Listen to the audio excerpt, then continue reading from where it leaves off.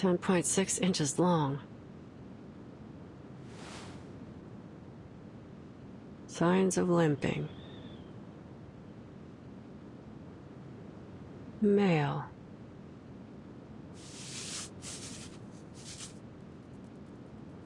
Around 20 years old. Lightweight.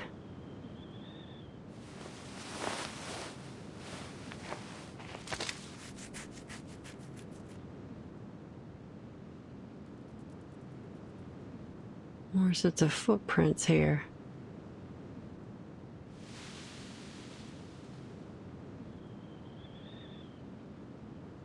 Boss, are you sure this is where the materials for the revered one are?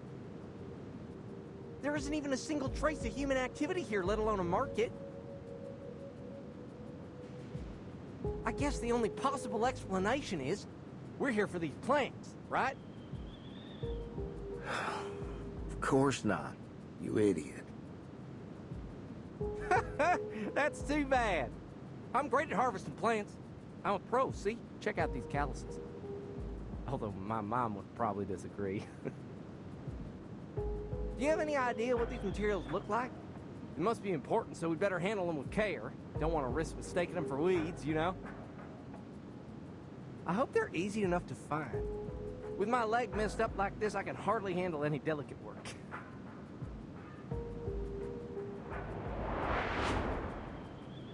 That's him. The one with the limp.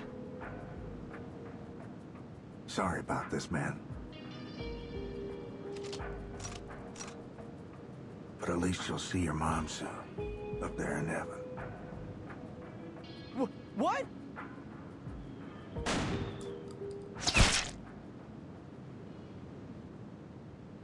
Who's there?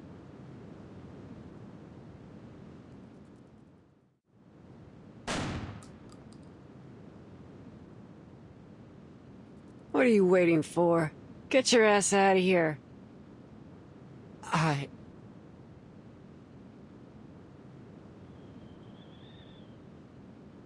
Ah, you got a couple questions for this one too, huh? Well, first come, first served. I'm afraid you're gonna have to get in line.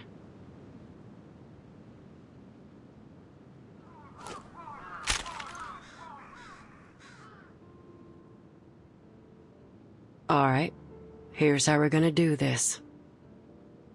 I ask, you answer. If you lie, I'll blow your jaw off. Have you ever met a girl named Kayla? Kayla? Let's try that again. A girl, about 5'3", chestnut hair, emerald green eyes, speaks like a Texan. Have you seen her? Yes or no? No? Then why is her hair clip in your pocket?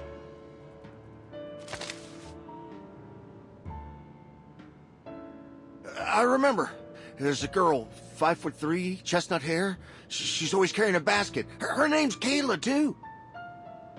But her eyes ain't emerald green. They're...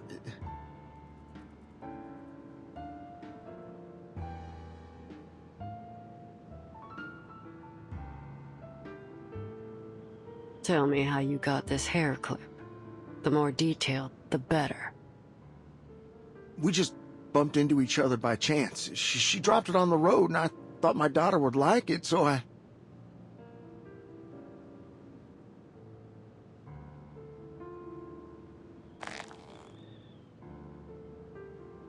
I'll give you one last chance. Where did you meet? At a place called... Tuesday's Motel. There you go. That wasn't so hard, was it?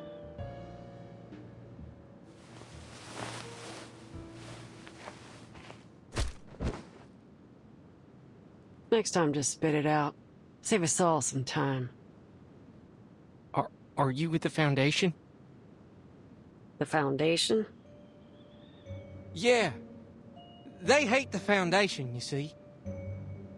But you saved me. I need some help. My mom...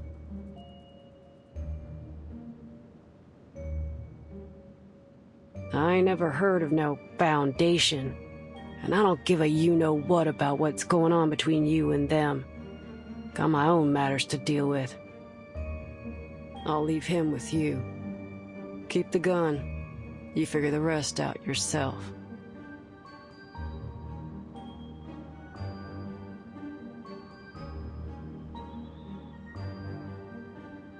Now, where's this motel?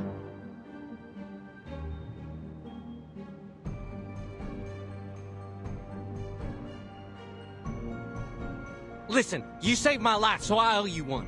I have to warn you, that motel... Save your breath. We're done here. Wait!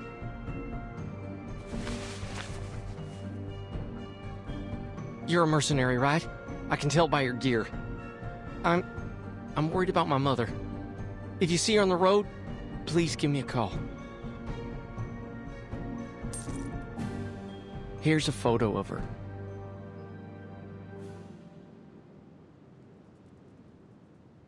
Got it.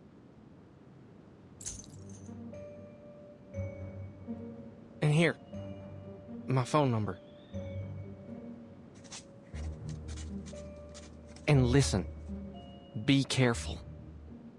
Something ain't right about that motel. All right.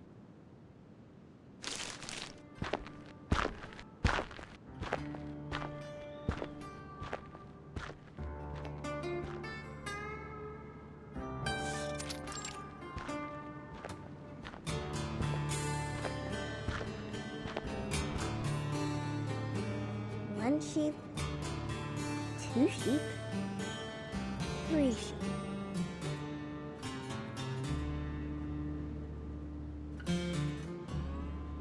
Is that a sheep?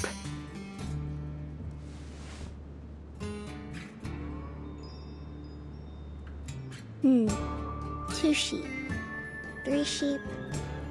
Funny how we hit the hay every night, just like kids hit the books every day. I'm Barbara. Nice to meet you.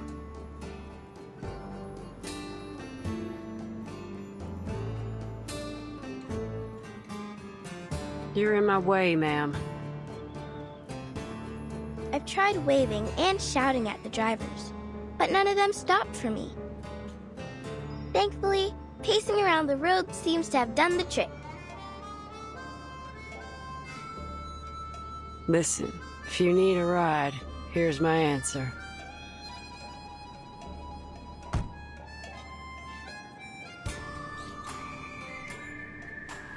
No.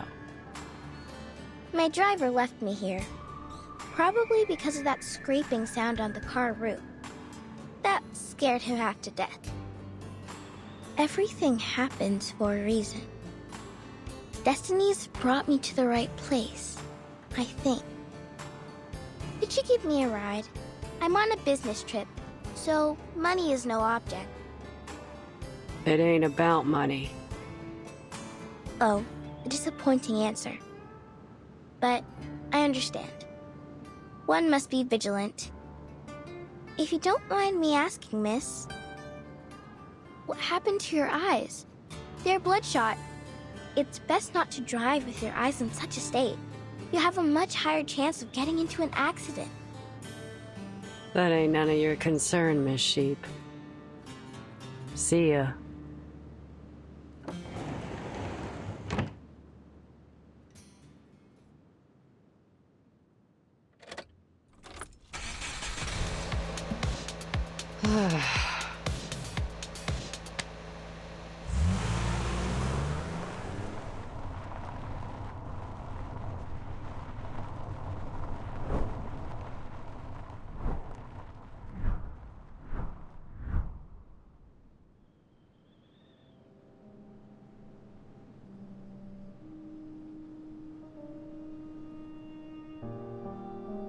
Argus, come over here. This little lamb almost didn't make it out of her mama's belly.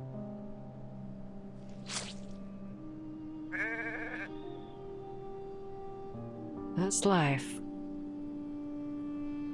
Don't say that. No living thing is born to suffer.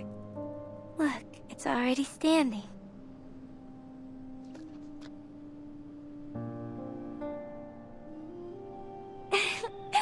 What an adorable little thing.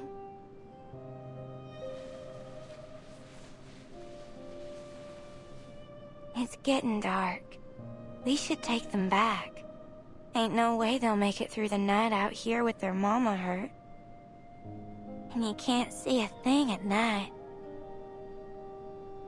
You're right. Let's go.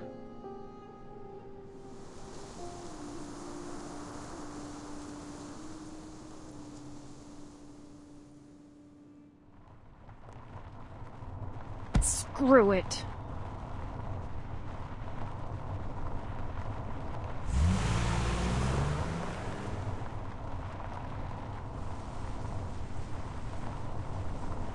I should have minded my own damn business.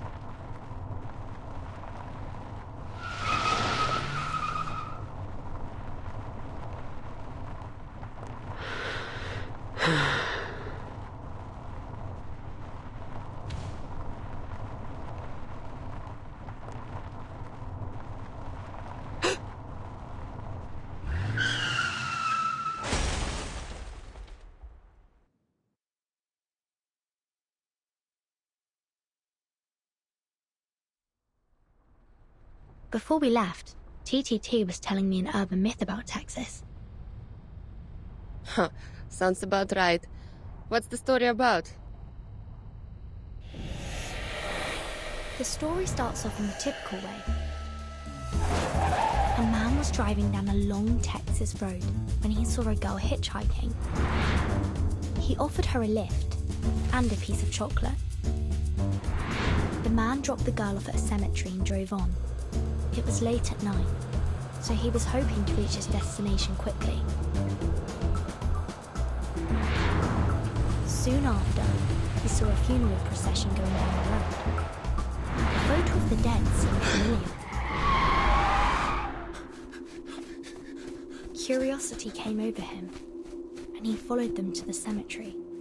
Look, a piece of chocolate.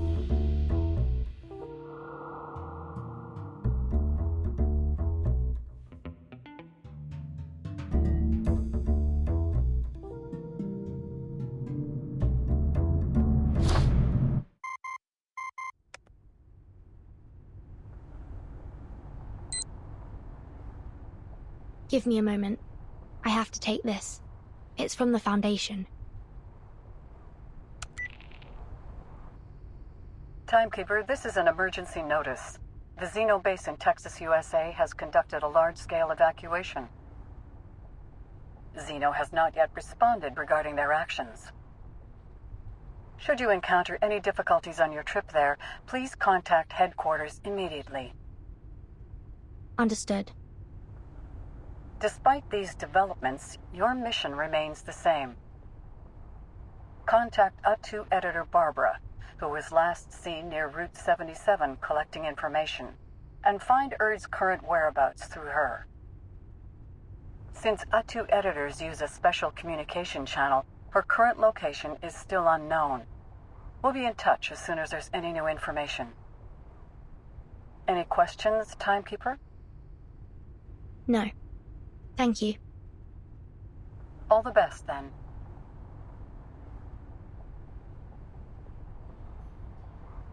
What did they say?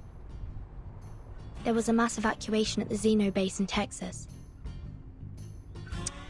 What's that all about? They called me 2 days ago, saying that Red 38 was still under routine maintenance in their armament factory. But now, all of a sudden, they're gone?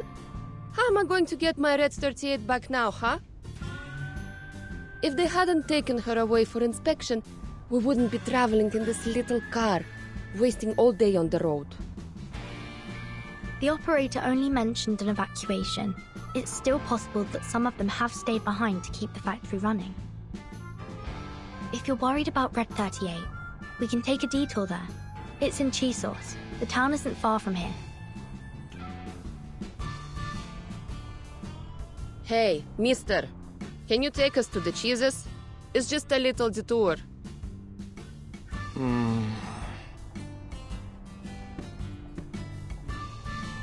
Girls, I don't know why y'all are here. But whether it's just for a bit of adventure or for business, I gotta tell you, something ain't right in that town. We've all heard the stories. Scratching sounds on car roofs, animal bits stuck to car grills, and those people in black robes running around. It's all too weird for me. Give the ghost stories a rest.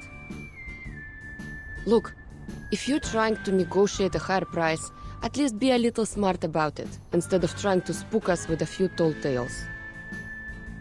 You got me all wrong. Who in their right mind would throw away the cash in their hand unless they were forced to? Benjamins are good and all, but they ain't worth my life. Ain't no way I'm taking you there, no matter how much cash you throw at me. Why? Were you the driver in that ghost story? No. Have you seen these things happen yourself? Come on! It's just a little detour. It won't even cost you much fuel.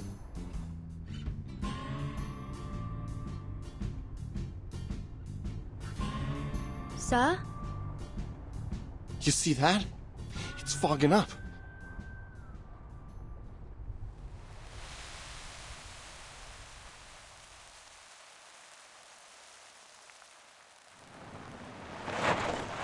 Ain't no way this fog is natural. We shouldn't go any further. I'm stopping right here. Ugh, fine. I'll drive. Swap seats with me. No! Nobody get out of the car. Why? Are you kidding me? You haven't heard the stories, have you? Then what in the hell are you even doing here? When the fog rolls in on Route 77, you should always stay in the car. All kinds of terrible things hide in the fog. Some folks say they saw giant white crocodiles. Others say they saw dead bodies hanging from trees. Ain't nobody leaving this car. Not until the fog's gone.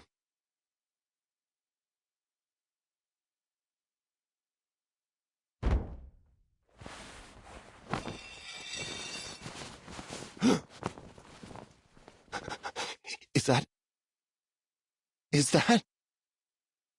Oh, come on! Don't tell me you're scared of this stuff. He's fainted.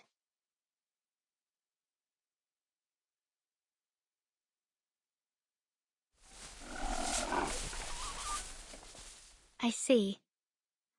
This looks like the work of a mumus. It's a critter commonly seen in the southern US. When they're frightened, they produce a fog-like gas from their respiratory trumpet. So that sound is just some critter scratching along on the roof.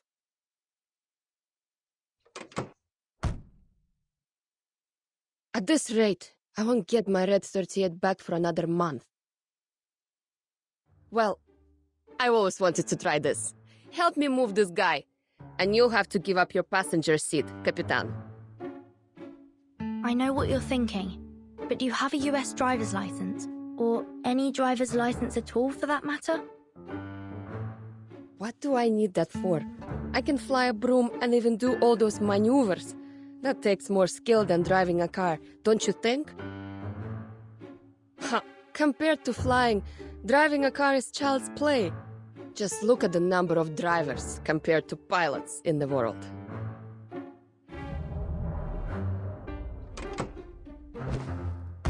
Now, where do we start?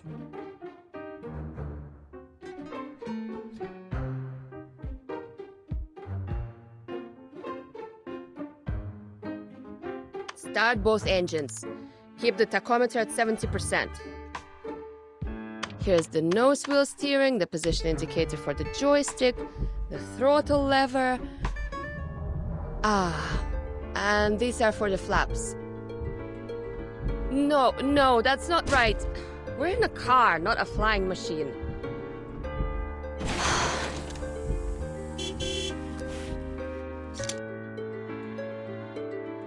Let's just get out, Capitan. Can't wrap my head around this hunk of metal. Good decision. If these critters are responsible for this fog, our solution is simple. We drive them away. Let's go.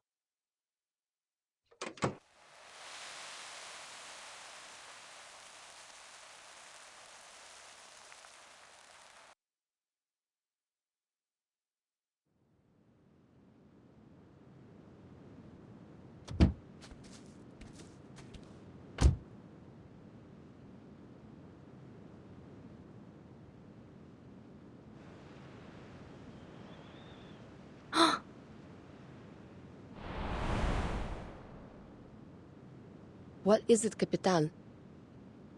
Someone's casting arcane skills nearby.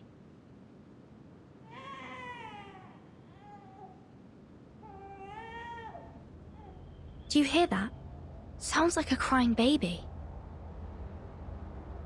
Better go take a look.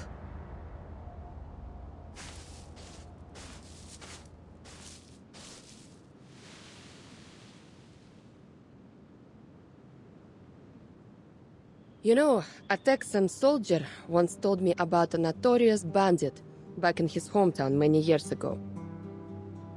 He would record the sound of a crying baby and play it outside the homes of single mothers. Then he'd wait, ready to attack them if any of them opened their door to look for the baby.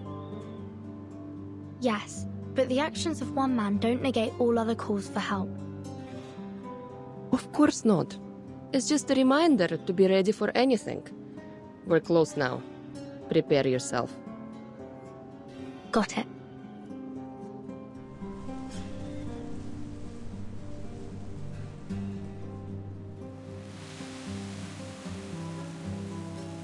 Vertin, over here!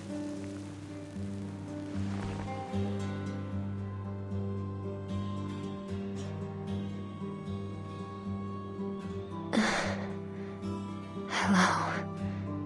Please help.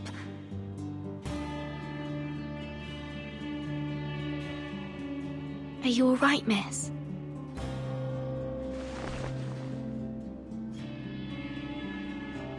Finally. Someone. Please help me. These critters won't let me leave. Every time I try, they knock me back. My baby's starving and crying.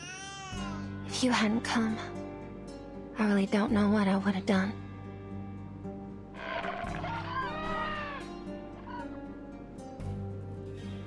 You mean these Moomus? I've never read about them attacking anyone in any reports.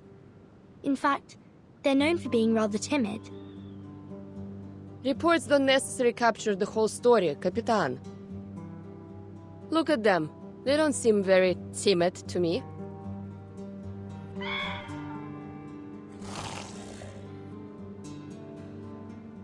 Careful, it's going to attack!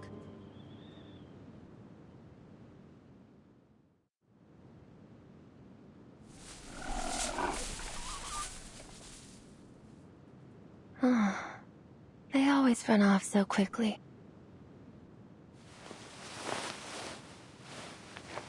Are you alright? Did you get a good look at them? Those slippery little things look like seals, don't they? They always jump on passing cars and rub their flat hind legs on the roof, making that coarse, scraping sound. Amazing creatures, aren't they? These little fearmongers.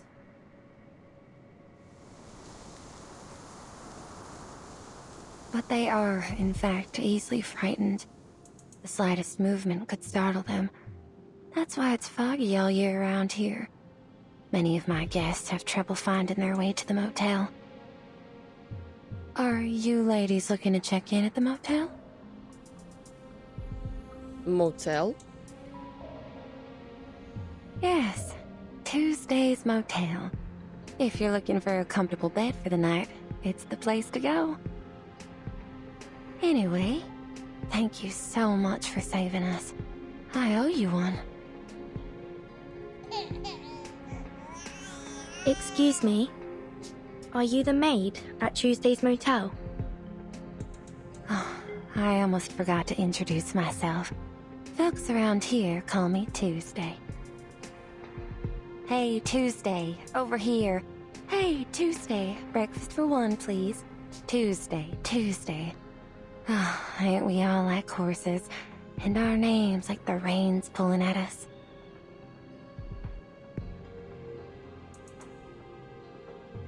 Do you need a place to stay, ladies? Thank you for your kindness. But our driver's still in the car. We can't just leave him there. And our luggage and travel documents are still in the trunk, along with our cash too. Let's head back now that the fog has cleared. Shall I lead the way? You? What were you doing out here alone anyway?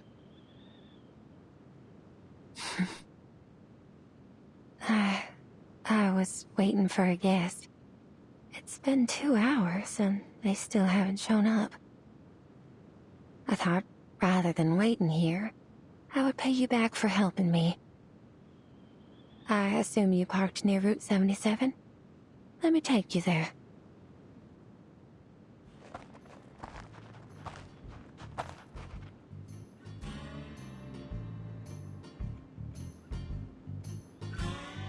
That coward.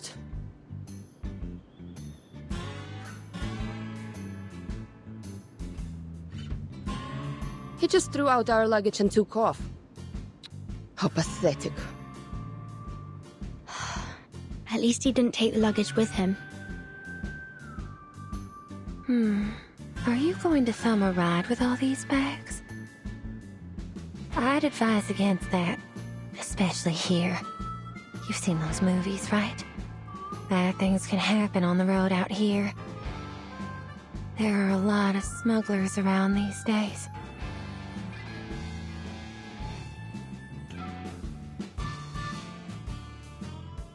Did you say your motel wasn't far from here? Yes. Come this way. There's an easy trail that won't dirty your shoes. Don't worry, it ain't far.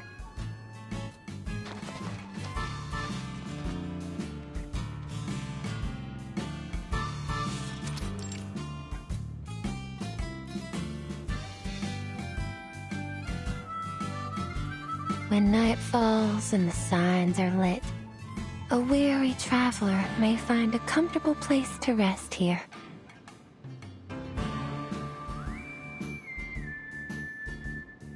Welcome to Tuesday's Motel, ladies.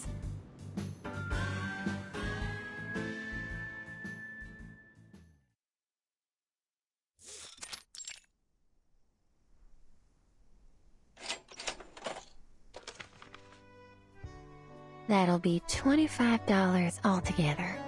Will that be on card or cash? Cash, please.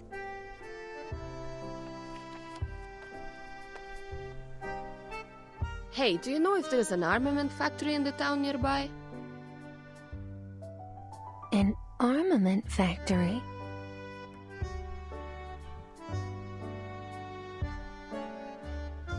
Yes, there is one. Would you like a map?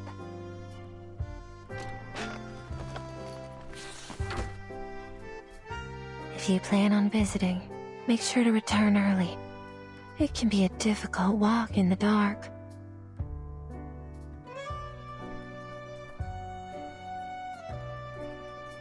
Doesn't seem far from here. It's about an hour's walk. I'd recommend leaving tomorrow morning. It's getting late.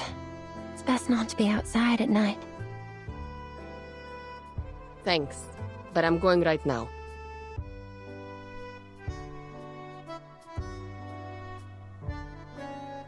Nothing can go wrong as long as I have Red 38 by my side. Call me if anything happens. Like what? I can handle myself.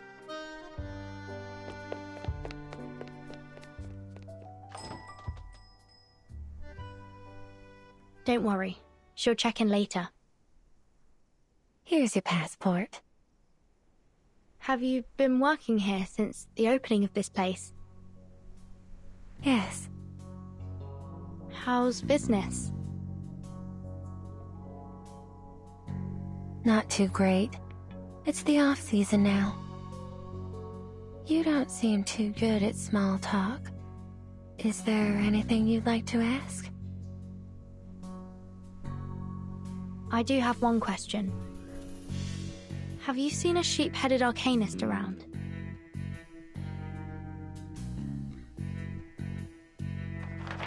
Oh, that's not a face you'd easily forget. And why are you looking for this arcanist?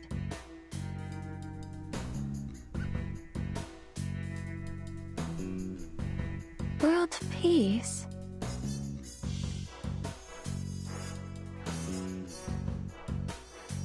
Well, that makes this request simply too adorable to turn down. Well, I'm sorry to say that I've never met an arcanist with the head of a sheep. I can help you ask around if you...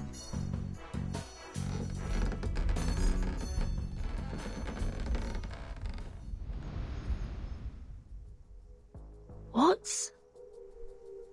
Sounds like something's going wrong upstairs. Sorry about that. Let's head up. Your room's on the second floor, too. Then we can take a look at what's happened. Sounds good. Just so you know, the guests upstairs are a little...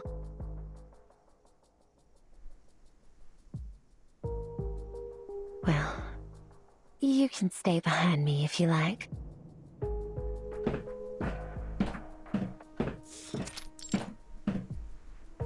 How about it?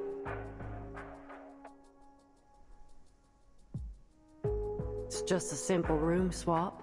I'm sure it won't be no trouble at all for a generous lady such as yourself.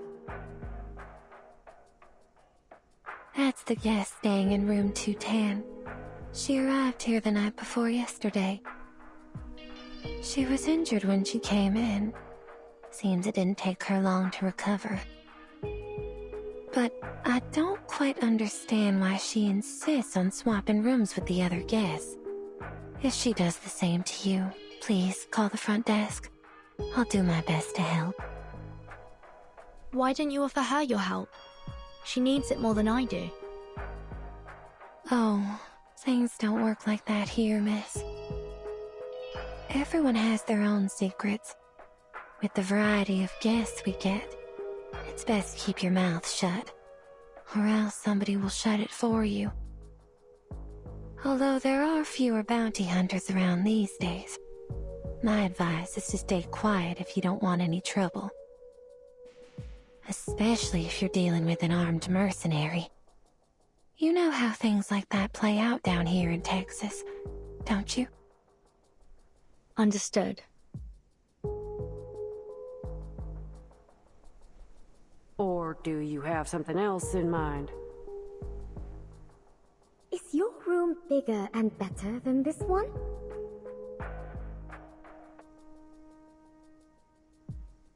That's the guest of room 218 speaking.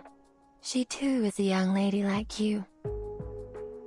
You remember all the guests and their room numbers? You'd remember her too if she'd been staying in your motel for a month. Miss Kimberly's been here for just over that.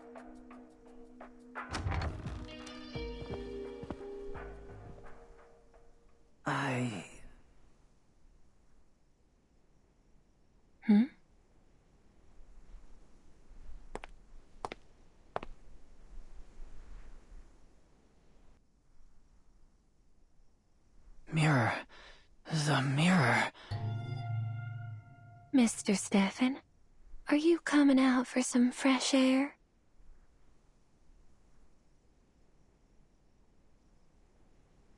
Maid, you're just in time. I'd like to swap rooms with this Kimberly lady. If Miss Kimberly and yourself have come to an agreement, then I see no reason why you can't do so.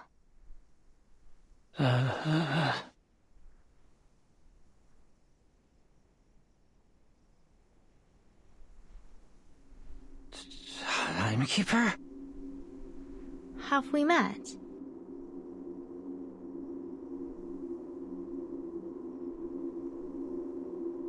Vertin. That's me. Do I know you, sir?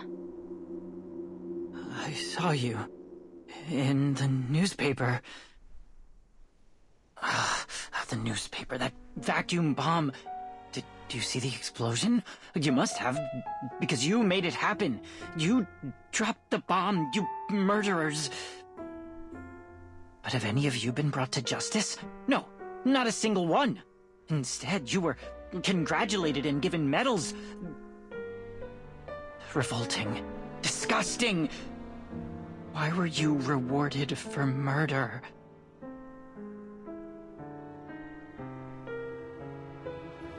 Meanwhile, I'm stuck in this hotel. Lord, is this what my life has come to? But we've never met before. I don't even know your name, sir. Of course you don't know me, but I'll get the truth out. I'll expose your crimes to the public.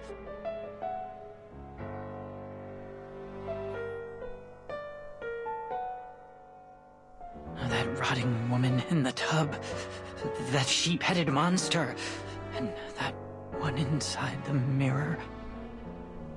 Sheep-headed, you say?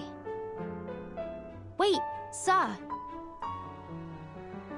Shh, don't startle him.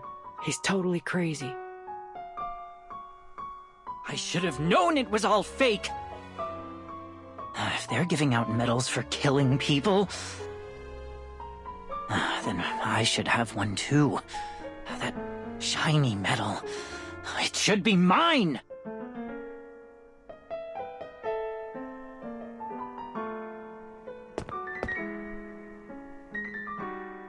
Stay back!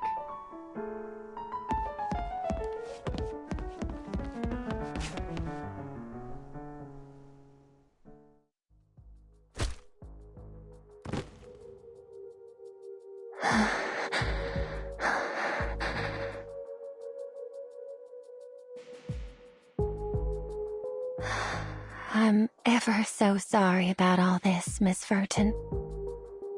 You've only just arrived, and you've had to deal with so much trouble already. Oh, it's no trouble.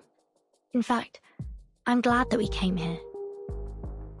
That man said he'd seen a sheep-headed monster. Oh, that. He's quite delusional. Surely you won't take the ramblings of a madman for a fact, will you? He's been peculiar since the day he checked in. He spasms and twitches and pays little attention to his surroundings. It's best not to have a face-to-face conversation with him. Who knows what he'll do next? Hey, you, maid. Enough chatter. You have a job to do.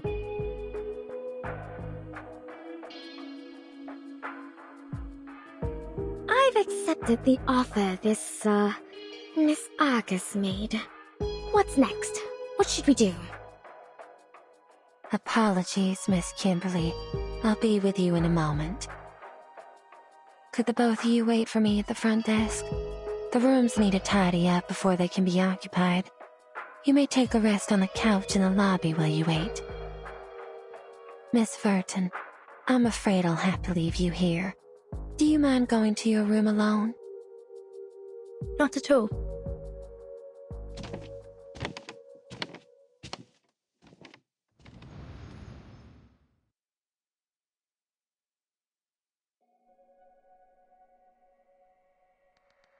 Ma'am, you can just leave the room as it is. If you clean it, it'll interfere with my work. You might want to check on that Kimberly lady. She looks starved. She wouldn't stop shaking.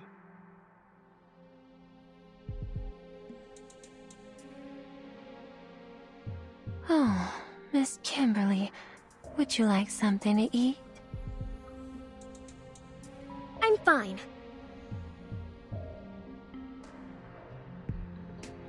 I agreed to change rooms, didn't I?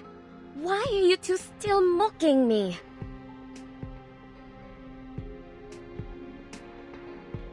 You're not exactly a pleasant person to do business with. You know that, right? Well, darn. What got you so riled up? It's too late now. A deal's a deal. You can backpedal if you like, but it ain't wise to mess with the girl packing heat down here in Texas. Later, Miss Kimberly.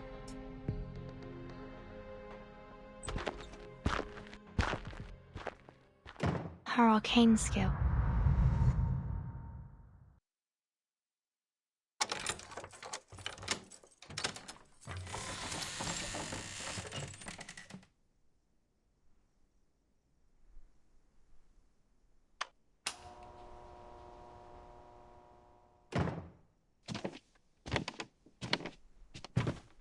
That man, Stefan, he clearly knows something. But he appears to be rather mentally unstable, and he's hostile towards me. Adam Z cautioned me on this. I must be extra careful when dealing with people like him. Should make sure I have a backup plan in place before proceeding. Still no sign of Lilia.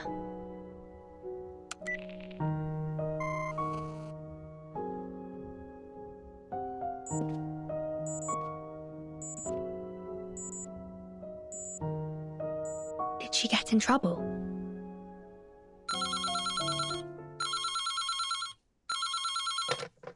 Hello?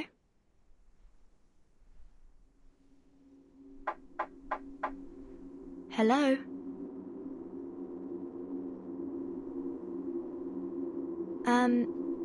Is that Miss Tuesday?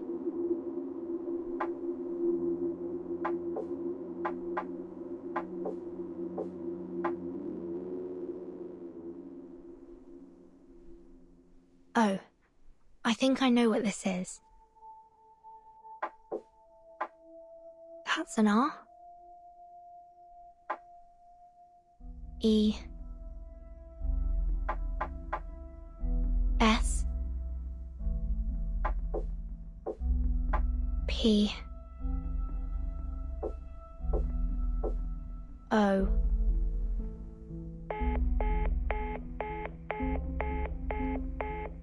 Respond.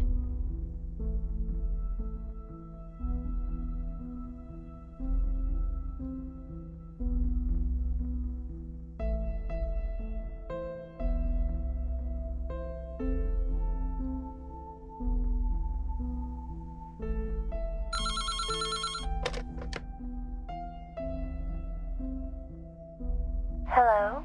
Is this Miss Burton? Miss Tuesday?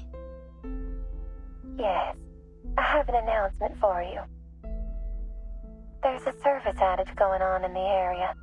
Some critters nibbled through the cables of a nearby signal tower, but all our internal phone lines are still running well. I see. It should be repaired soon since we share the signal tower with that armament factory. I apologize for any inconvenience this may cause. I'll bring you dinner up later. It's on the house.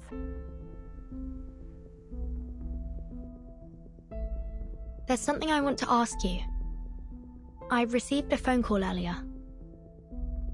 Oh, Miss Kimberly was also prank-called not long ago. I suppose it's a critter's doing. You know how mischievous they can be. And since they have decent smarts, they can play some pretty nasty tricks.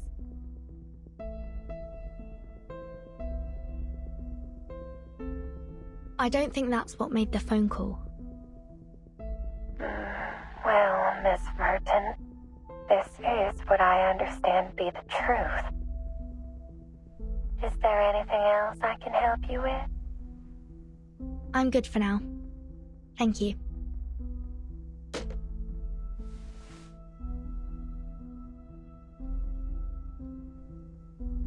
Spiders?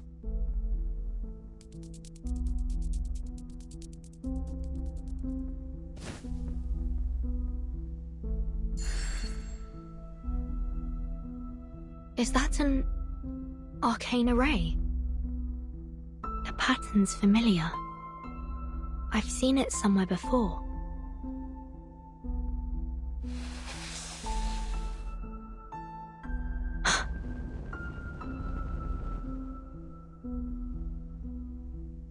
Yes, I've definitely seen this before. When I I was in school.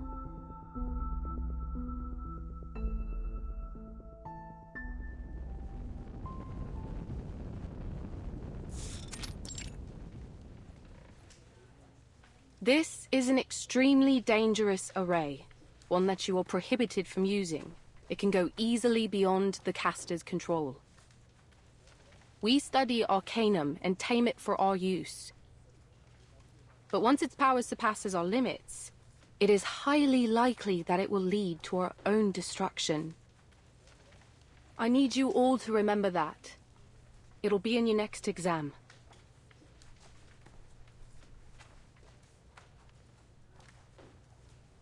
Vertin, are you listening?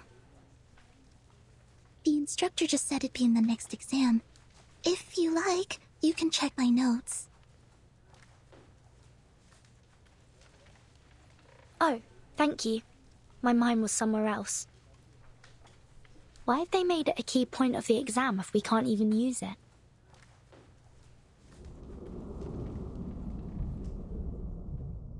I see. They didn't teach us about arrays so that we could use them. They wanted us to be able to identify them so that we could avoid danger.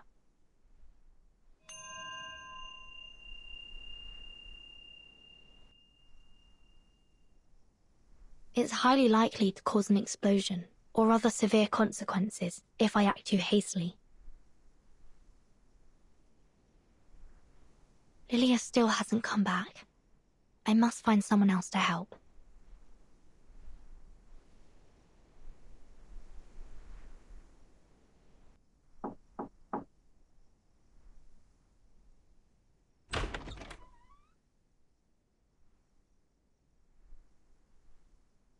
Hey, we met back in the hallway, remember? Now it's your turn. What exactly do you want from me, miss?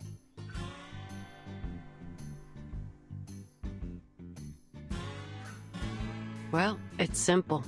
The person I'm looking for is right here in this motel, and I'm scouring every corner of it to find her. Look, Missy, I don't want to make things hard for you. Name your price, and we can talk. If this person's gone to such great lengths to avoid you, perhaps she doesn't want to see you at all. Well, that ain't my concern, is it? A job's a job. Whether it's catching a cheating spouse, tracking someone down, or delivering a letter, it don't make no difference to me. Very well. But you'll have to look elsewhere, I'm afraid. There's no one but me in this room. Look, I know what I'm doing. How about you turn around and take a good look around the room? So you can knock me out as soon as I turn my back to you.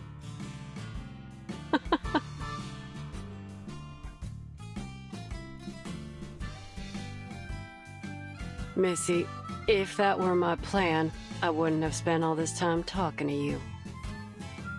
I much prefer to do my business pleasantly. I don't like to see things get too ugly. I see. Fine. If you don't want to turn around, I'll tell you what I see. You've burned your finger there. You should be more careful. This is... Don't look like a fire burn to me. What was it? Some arcane energy? Looks like this room has a couple secrets, too.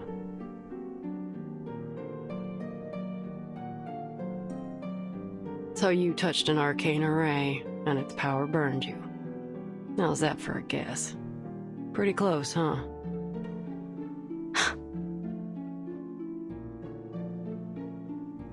This is my arcane skill. It allows me to see the traces that people leave behind.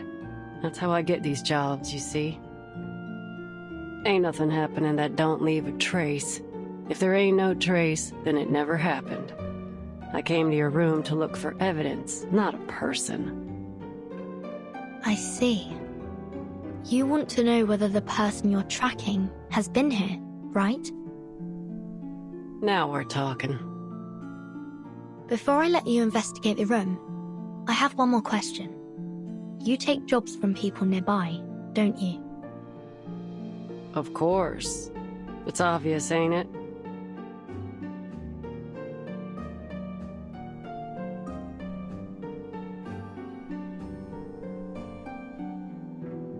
You seem more intrigued by my profession than my peculiar request. You're in trouble, ain't you? Then let me formally introduce myself. The name's Argus. I'm 26, and I have extensive experience as a mercenary. Let's make a deal.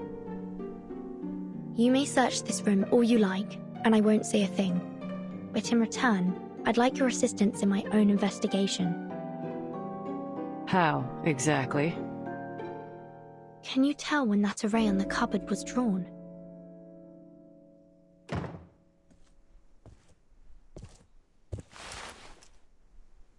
Less than 24 hours ago. In other words, this was left behind by the last guest who stayed in this room.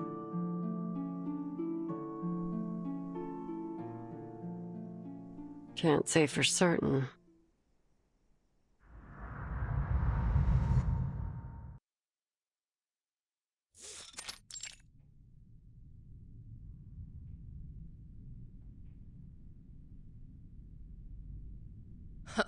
Let's see what you've got in there for me.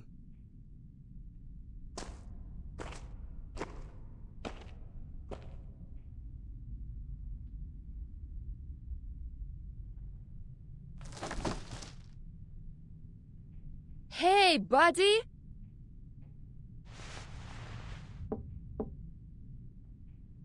They just left her in a wooden box.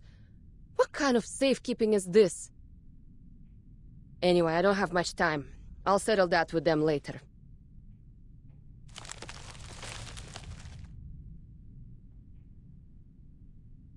Alright, at least they bothered to put a gravity ritual on it.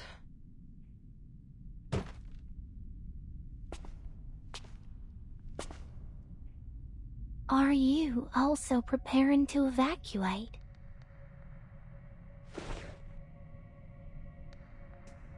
Ah, perfect timing.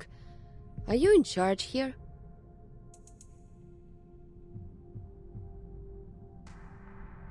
No, I'm not in charge of anything, Lieutenant. I'm just passing through. I'm Kayla, by the way. I heard some rattling here and thought some of those kids might have come back to steal weapons again. These things aren't cheap, and the kids know it. Kids stealing from the military? Huh, that's a new one. Where are the guards here? Oh, didn't they tell you, Lieutenant?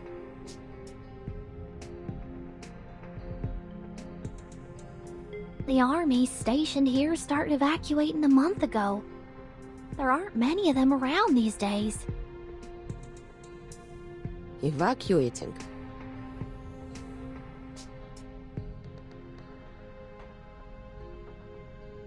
Then where can I find the soldiers that are still here?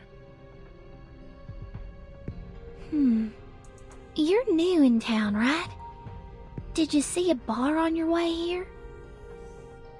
That's where the Xeno soldiers spend their nights drinking. You might want to check there first. That's probably where you'll find him. Him? What does he look like? Like every other Xeno soldier. They all look the same to me. You'll know him when you see him.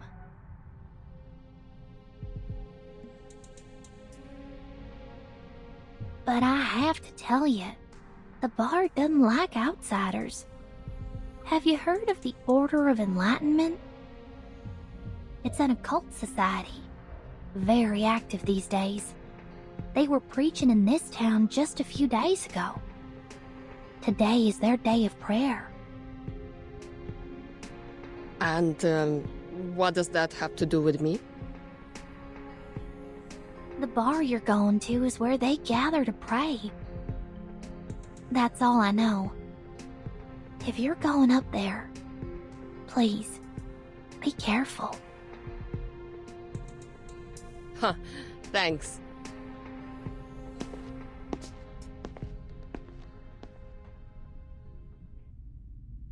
May the sufferer watch over you.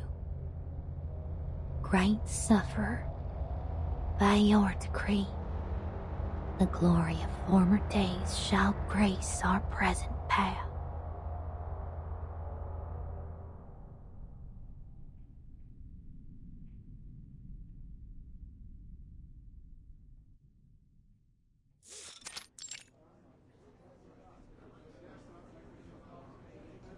Great sufferer, by your decree, the glory of former days shall grace our present path. We dedicate our souls and minds to you. We seek the well-being of our people in your name.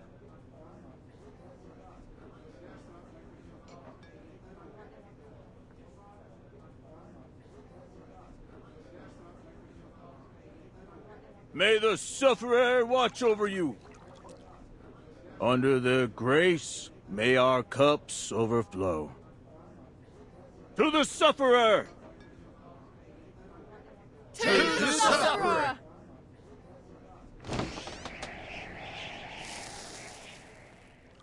Huh? Odd time for a stranger to come. No crashing the party, am I?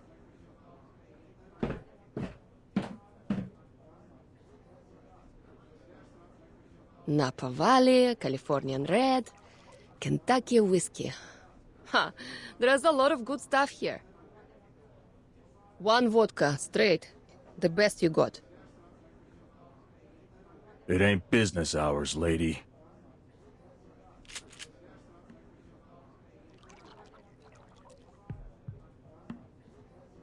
Hey, all I did was ask for a drink. Is this how you treat your customers? As I said, we ain't serving you.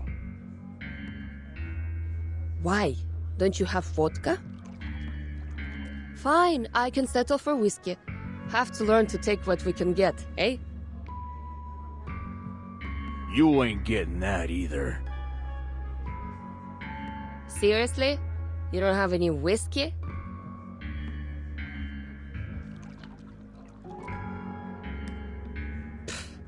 I'm starting to understand why Zeno evacuated. What's the point of living in a town where there's no real liquor? Especially for those drunkards. What's a Xeno lieutenant doing here anyway? No alcohol fuel in that warehouse of yours?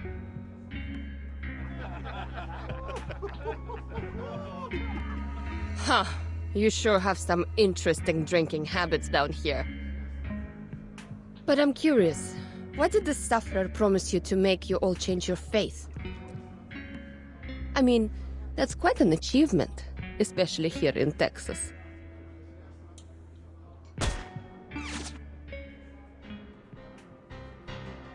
Oh, so we're doing this now? Are we?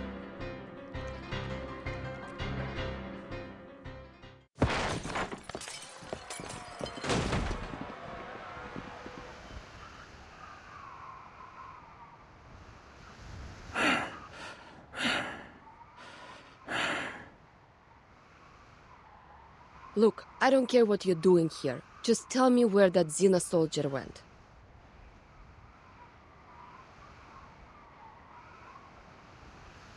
What Xeno soldier?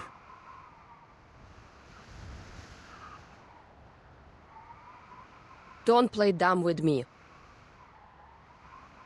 Oh, that soldier. He's a complete idiot, that one.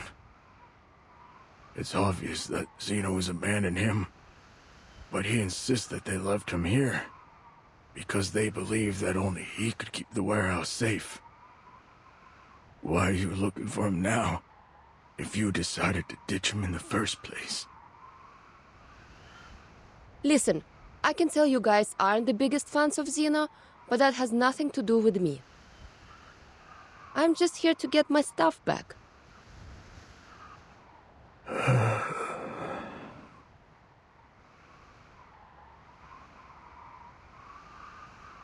Fine. If you insist on finding him, try your luck on the outskirts of town.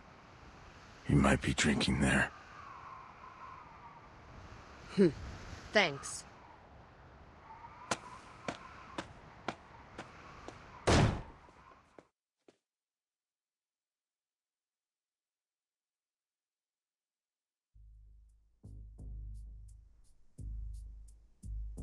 We can't say for sure if this ritual was created by the last guest.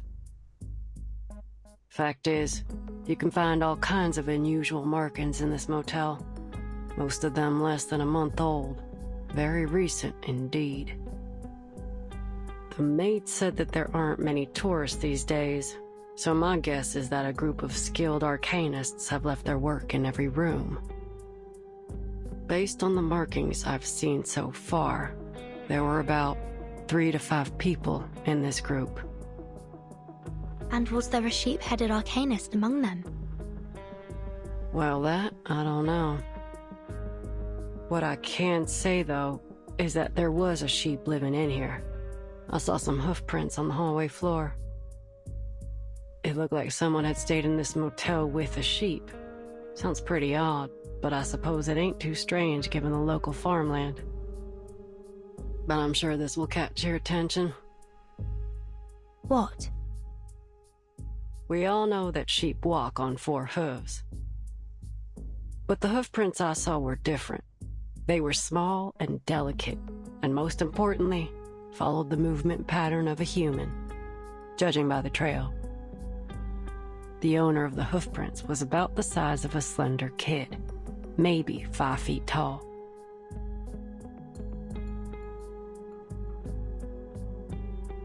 That's it. That's the one I'm looking for. Don't I know it? They can question my morals, but nobody can question my competence. So, may I enter your room now, Miss Verdon? Please. Now, let's start with this little thing. The carvings are new. No sign of woodworm damage or moisture absorption.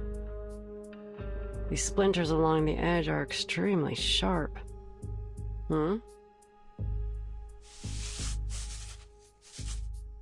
Is this dried blood? Blood was used as the medium for this array. The circle isn't fully closed here, and the lines are a bit uneven. Whoever drew this doesn't seem to be an expert. You know how to deal with this, right? All you have to do is ask, boss. You might be surprised. We need to destroy it as quickly as possible. I think it's been left by a dangerous occult group. Hold on.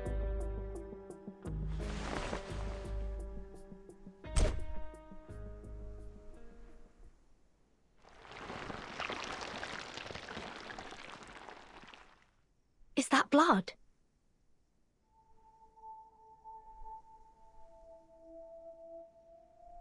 Yep. The blood of an arcanist. So it can't be Kayla's. Can you discern the owner's identity? I ain't all-knowing. I can't identify people by their blood.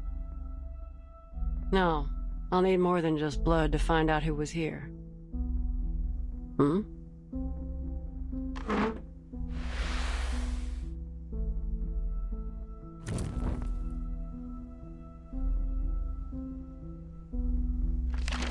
We are the beginning and the original source of metals. Through us, the highest tincture of art is brewed. There is neither a spring nor water like mine. I heal and help both the rich and the poor. Yet I am full of hurtful poison. What the hell does that mean? It's a quote from a text on alchemy. All challenges will be resolved with the provision of sufficient and high-quality materials and the precise execution of the array. But where do we find these materials?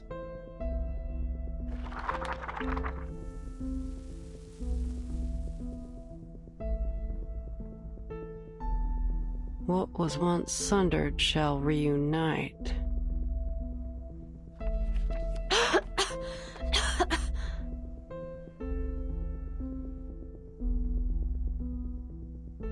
I've seen this handwriting before.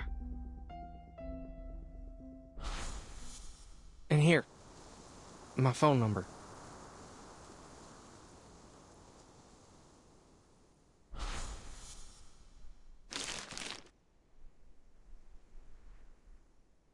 Yep, this is definitely the same.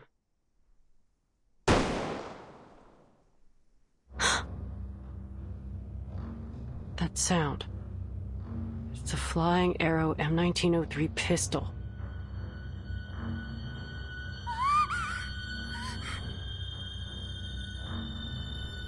Kimberly? What's wrong with her now? I better go check it out, boss. Something don't seem right. You coming?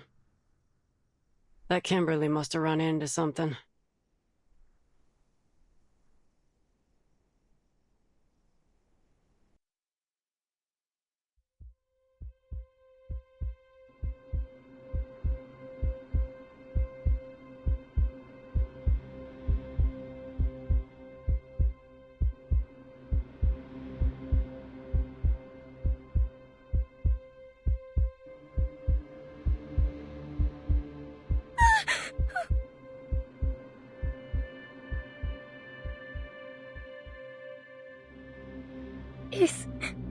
Is he still alive?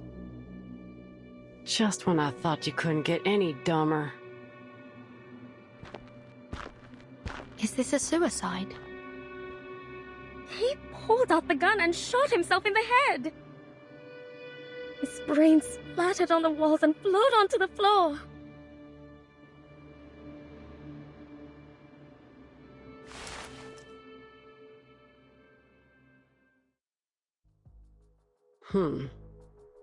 There's gunshot residue and powder burns near the wound.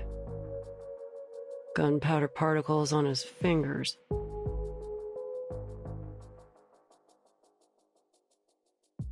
There's no doubt. He died from a gunshot wound. The bullet was fired from the pistol in his hand and went straight through his skull. But this ain't just any pistol. It's a Xeno pistol. You've got yourself in some serious trouble, Missy. It wasn't me!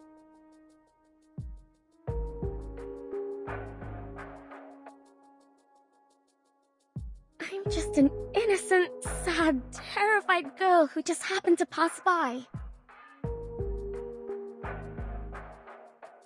Well, Ms. Innocent, sad, and terrified.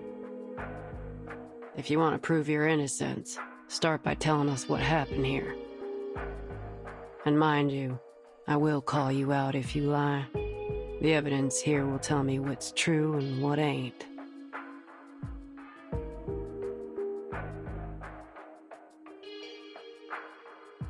If you're so clever, then why are you asking me?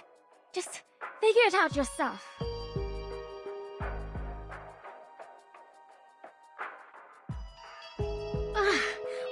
All right, I'll tell you. This madman has been harassing me.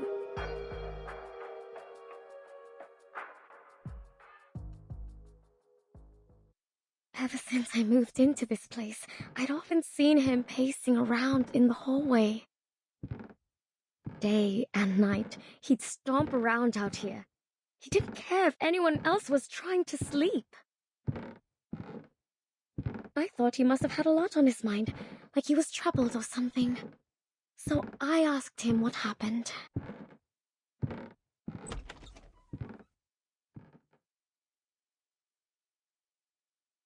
His deep, sunken eyes were bloodshot. Every fiber of his being screamed that something was wrong with him. Sir, if you have any problems, there are many ways to solve them. But pacing in the hallway isn't one of them. Plus, it disrupts everyone's sleep. I swear I didn't say anything too harsh, but he was just downright rude.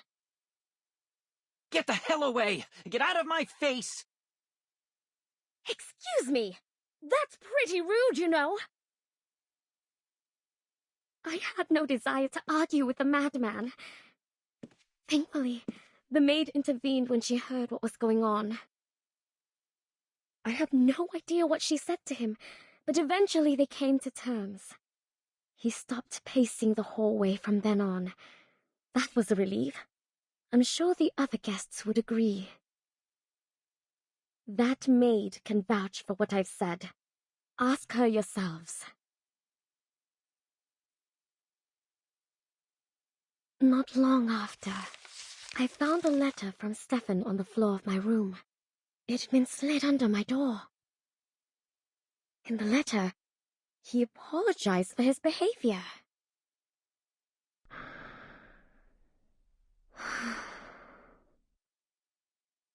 Should I make peace with him? I thought. As I wondered, I took a look through the peephole. It was strange. I couldn't see a thing. It was pitch black out there. Is it broken? I wondered. Before I could dwell on it too much, the phone rang. I was startled, but it was just the front desk calling. Hello, Miss Kimberly. Is it dinner time already? No. Is there an issue between Mr. Stefan and yourself? She seemed hesitant to speak.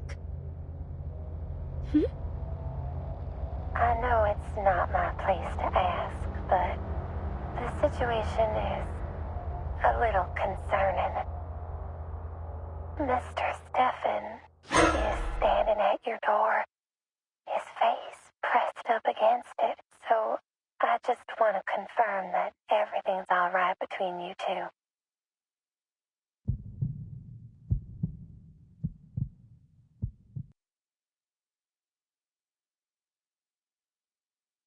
And that's what happened. Calm down, miss. It's all over now. Do you still have that letter with you?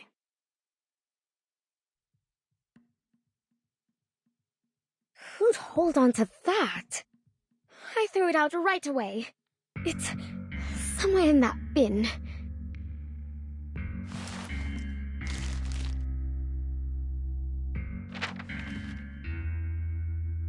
Dear Ms. Kimberly, I've got a question already. How did he know your name? You didn't know each other well enough to have exchanged them, did you? I'm the victim here, damn it! You can't interrogate me like this. But if you must know, maybe he heard it when my friend called me. Your friend? Why? What's so odd about that? A young girl like myself should never travel alone to places like this.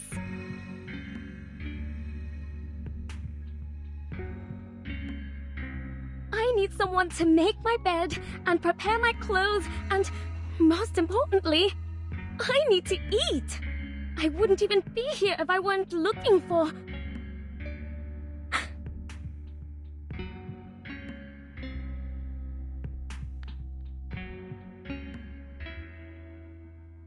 I want to apologize for my behavior earlier in the hallway.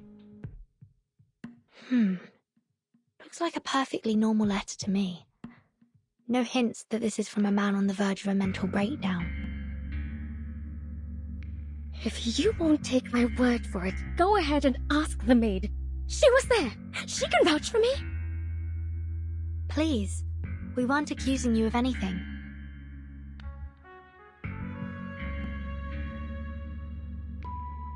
Though graphology has been criticized a lot these days, I gotta say, this looks more like a woman's handwriting to me. So you mean Stefan was a woman?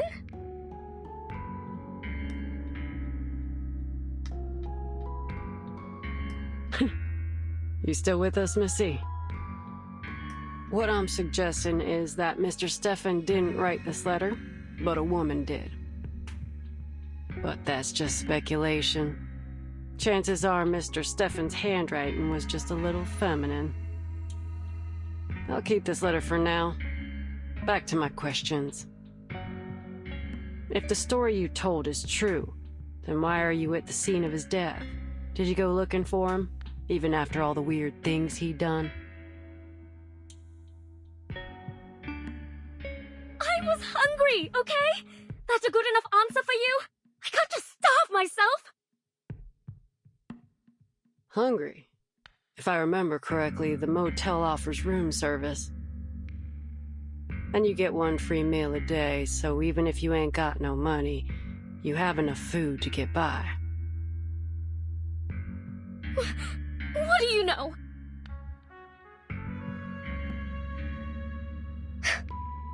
I'm not eating one of those ham sandwiches. Alright, so you've got some standards when it comes to food. Let's drop that. You were there when he fired the shot, right? What happened then? Take your time and think it through. There's no rush.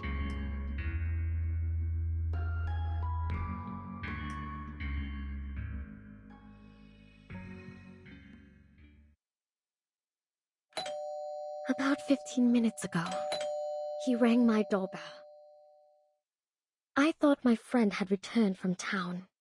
She always brings something amazing with her, so I opened the door. The last thing I expected was to see Steffen standing there.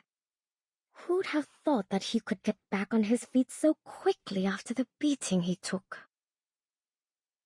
I was terrified when I saw him there. He towered over me, one hand on the doorframe and the other pushing against the door. I slammed the door shut. I thought he'd let go. But he didn't. The door closed on his fingers. I understand now. I understand it all. You're with Zeno, aren't you? His fingers were bent at a peculiar angle. It must have been painful, but he didn't seem to feel the pain at all. The fracturing of his fingers was no more painful than a mosquito bite to him. You came to me and made me drop my guard so that one day you could turn me in for a bounty. But why me? Why are you doing this to me? It wasn't me who made the plan. It wasn't me who executed it. It wasn't me who pressed that damn button. All I did was expose their crime to the rest of the world. Tell me, why else would they want my head so desperately if they didn't believe they were guilty? In the meantime, the actual killers are treated as heroes. But I'm the hero. Me. But all my sorry ass gets is a lifetime of hiding out in some random motel in the middle of nowhere. This world is sick. What the hell are you talking about? Come on, drop the act. Right after you spoke to me, Vertin showed up at my door. Are you trying to tell me that that was just by chance? Vertin? He totally ignored my question. The world has fallen ill. I can see that now. The realm above truly does exist. How else would we have gotten the idea of a perfect heavenly realm? Obviously, it doesn't exist in this world. I don't care. Even if that place does exist, it has nothing to do with you. Get out of the way. I'm closing the door. But at least I get to decide when I step through that door, right? I had no idea what he was talking about. And he didn't give me much chance to figure it out either. I'm afraid your mission is doomed to fail, young lady.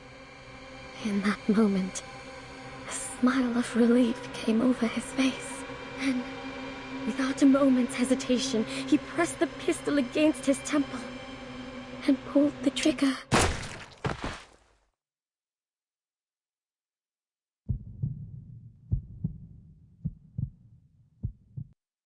And you know the rest.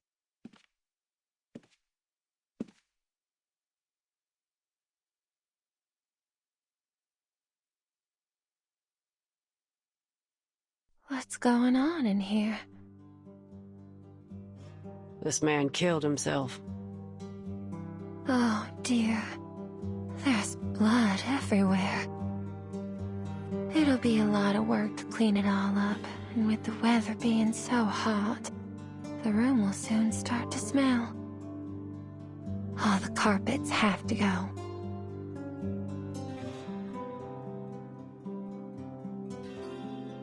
Miss Tuesday, can I ask you a question? Yes? Have you ever had any guests who looked like or claimed themselves to be Manus Vindictae? Manus Vindictae? I'm not entirely sure what you mean. Could you explain in more detail? Most of them dress in blue and black. Some drool a fair bit, and most of them can't speak in full sentences. The most notable feature is that they all wear masks shaped like hands. Have you seen any before? Masks shaped like hands?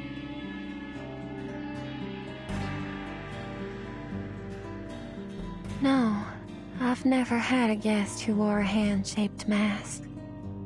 Never seen anyone in blue and black either. But if an organization was going to do something in secret, I don't think they'd be too public about it. Hey, lady.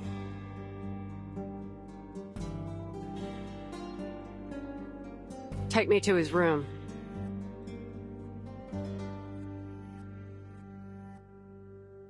Oh, it shouldn't be too hard for you to find the room yourself, right, Miss Argus? After all, that's how you make a living. But I can just tell it to you. It's 214. You must be curious about that room. I'm surprised. You've been in almost every room in the motel, and you've been here for 2 days. You're like a child in your curiosity. This place would be much safer if you were the sheriff here. Anyway, I hope you can find that girl soon.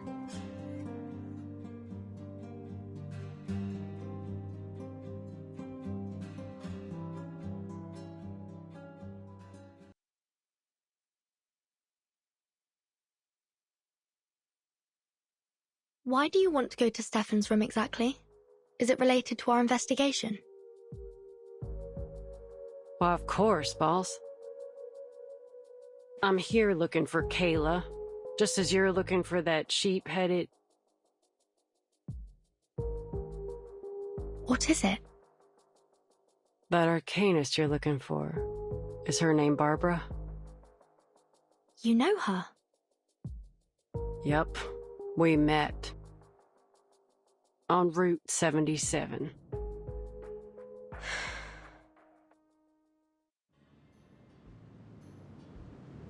I just got done asking 2 men about Kayla's whereabouts, and saw that it was getting dark. My sight ain't so good at night, and the nights are long these days. So I was in a bit of a hurry, hoping to get somewhere with proper lights as fast as I could. That's when I saw her, Barbara, all alone by the road. Some jerk of a driver dumped her there, and she asked me for a ride. I turned her down. Heck, I could hardly see. She'd have been better off waiting for the next driver than riding with a blind bat like me, you know? But as I drove away, I changed my mind. She was too young to be left out there all by herself. So I turned back to get her. But when I arrived, she was already gone. There was nothing but a trail of hoof prints in the dirt.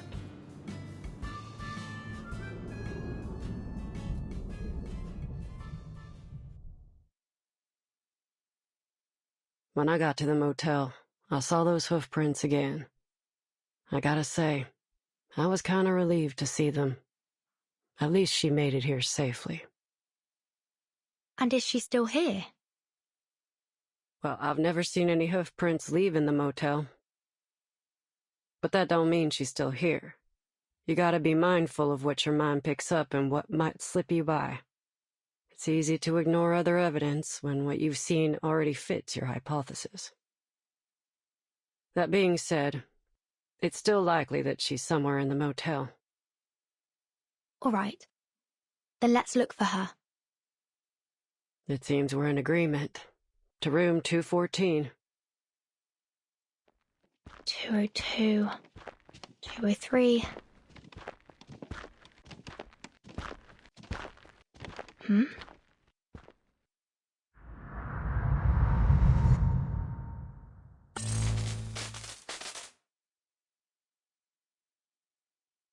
I've checked those too.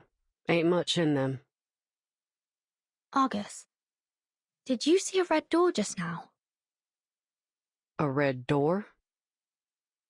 Nothing. Must have been my imagination.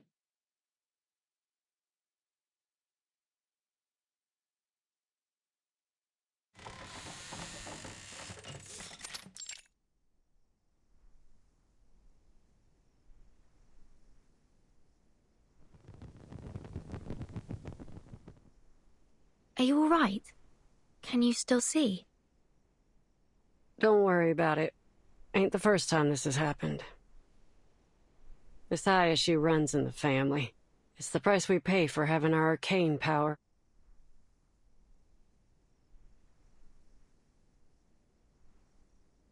Now, what are we looking for, boss? People leave all kinds of evidence behind all the time. It'll be like wandering around in the woods without a compass if we don't know what we're looking for. So if you don't want to be inundated with meaningless clues, you need to give me some directions. All right. First, I'd like to know what happened to Barbara. Second,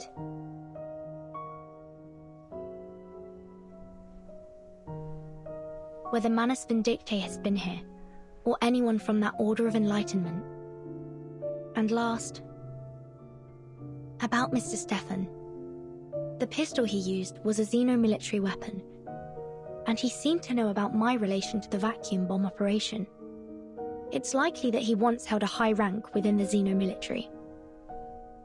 I want to know why he came to this motel, and what happened to make him lose his mind here. Lose his mind here? What makes you think he wasn't crazy already? Xeno pays much more attention to its soldiers' mental well-being than any conventional military organization. It's because quite a few of them are arcanists. They're both Xeno's strength and weakness. So I'm inclined to think Mr. Stefan developed these mental health issues after entering the motel. Huh.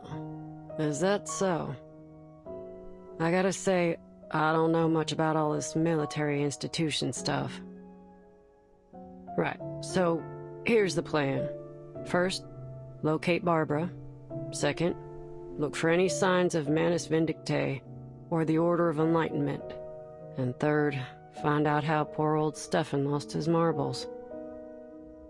And of course, I've got my own business to deal with. Tracking down Kayla.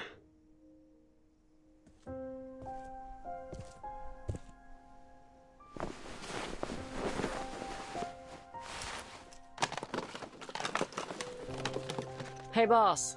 I've got something.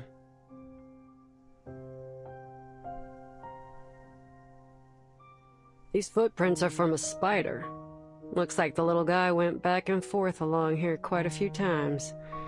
I know this might not seem pertinent to our investigation, but it is worth noting. You ever seen a spider make a phone call? I'm afraid I'm not interested in the movements of spiders right now.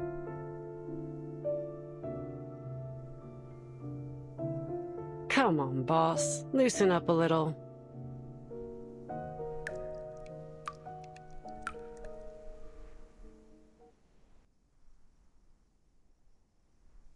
Do you hear that? Sounds like dripping water.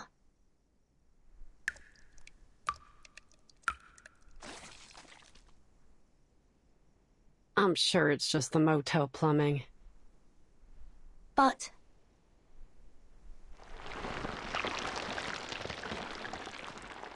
watch out!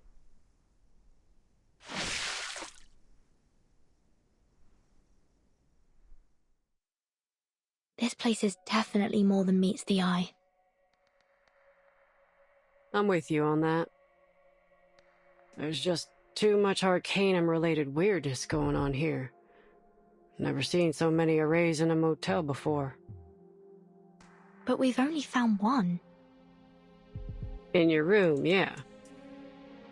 But there are a load more. One room has them drawn from floor to ceiling. Looked like some kind of transformation array to me. I ain't no expert, so I can't say for sure. What are they trying to do, I wonder? Who knows?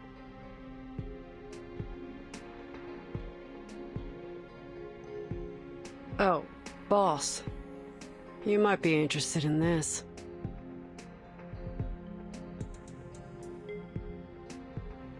It's another one, just like the others.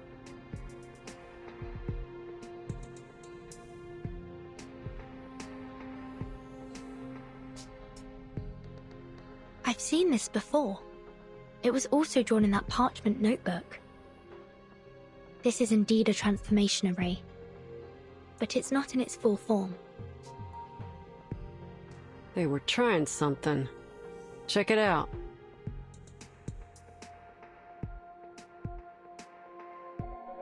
This is hair from the mane of a howler lion, and there are some other materials around it too.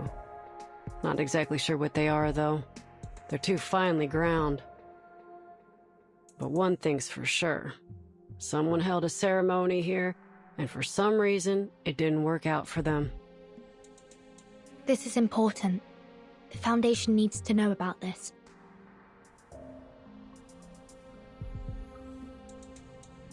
Argus?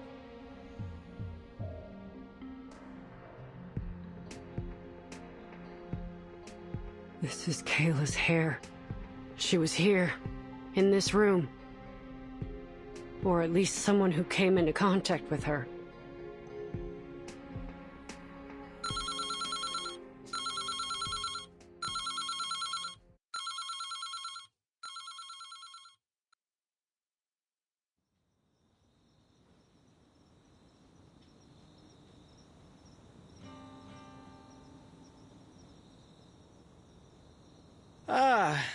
This is the life.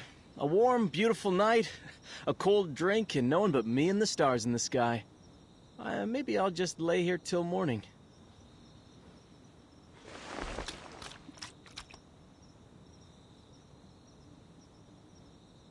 A good night with good drinks!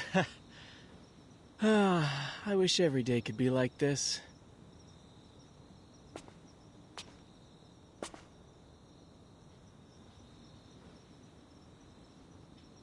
Hey, buddy, you're blocking my view. Huh? Are you stargazing?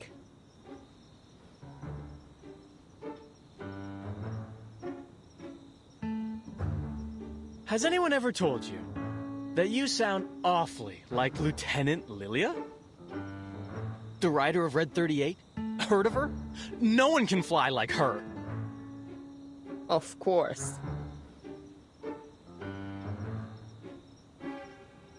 Oh my... You even look like her! Keep playing dumb, and I'll show you what it's like to have her kick your ass.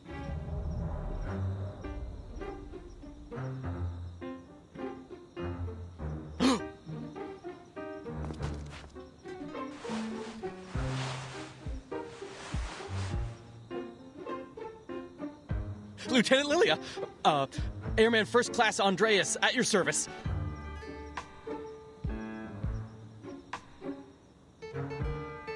Are you the warehouse guard?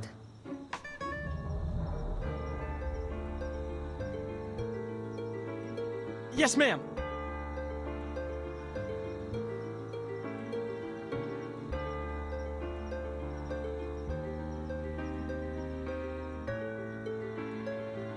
On your feet, soldier. My Red 38 is in your warehouse for maintenance, and I need you to remove the gravity ritual from it. Gravity ritual? If you don't understand what I'm saying, go get someone who does. I need it today.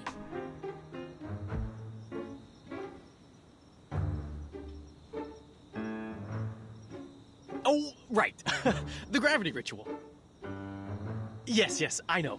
Please, come with me. I'll take you to the warehouse. Are you certain you can undo the ritual? Yes, ma'am. They made sure I got the hang of it before they took off. Leave it to me. Lead the way, soldier.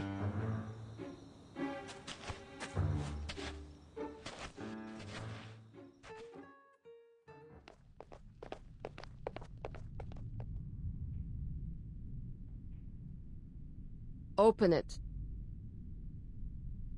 Oh, I remember this package. I thought it was some kind of joke or someone with the same name as you sent the package. Who would have thought that you'd come to Texas yourself?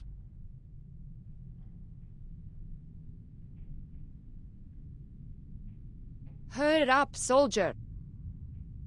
Open the crate, now. Ma'am, I know you want to do this quick, but I haven't been authorized to undo this incantation. If you can't do it, find me someone who can. I won't say it a third time. Truth be told, there's no one else to turn to. I'm the only one left. I was made an airman first class to do this job. I was still in training before this, you see.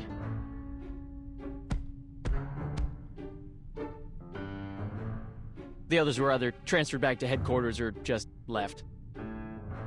I don't know where they are now.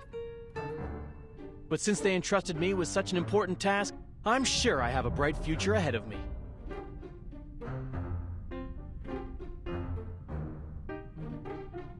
You just said you aren't authorized, not that you don't have the ability, right? I have two options for you. One, remove the ritual now. Or two, I beat your ass and then you remove the ritual. Well... Choose! No more gibbering.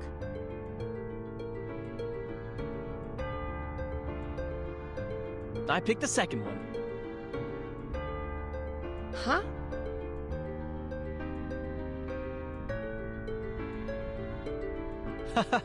You see, I'm happy to get rid of the ritual for you, but I can't do it on my own initiative. I'm only an airman first class. I can't make decisions about this stuff. So, you have to beat me up to avoid future inquiries. And one day, after I'm promoted, I'll be able to better assist you, ma'am. I mean, you're the best pilot I've ever seen. I even made a scrapbook of the reports on your flights.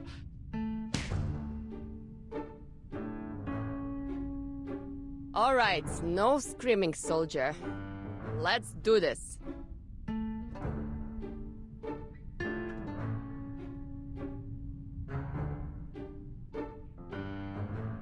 Stop! This is plenty to prove my innocence. I'll undo the ritual now.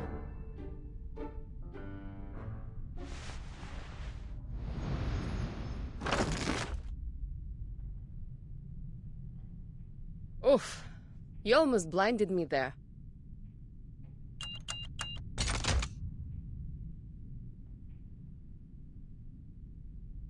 Thanks, soldier. There's one more thing. Yes, ma'am. Do you know why Zeno pulled out of here so suddenly?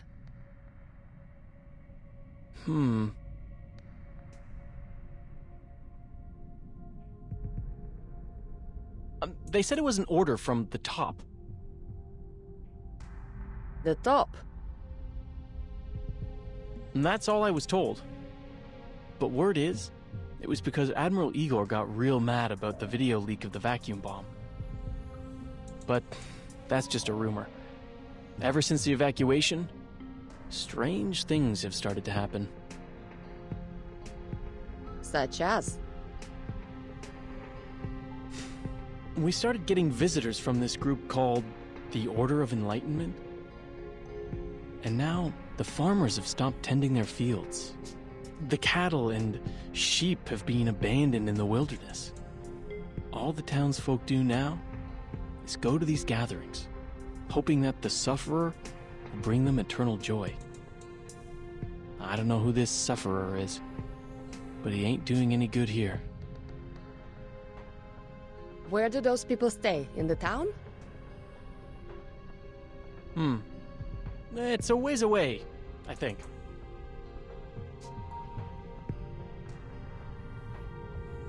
A place called Tuesday's Motel. Berlin, Vertin! I have to go back!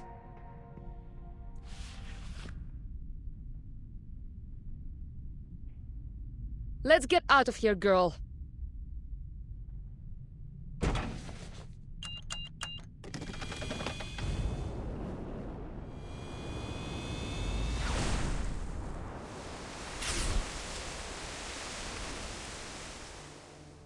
Safe travels, ma'am!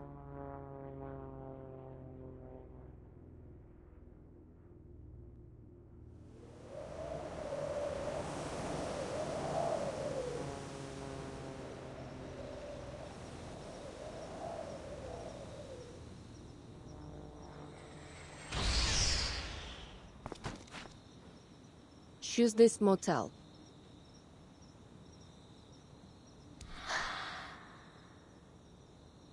Hello. Can you give me a ride? I can't help you. Ask someone else. Can you give me a ride? I said I can't help you.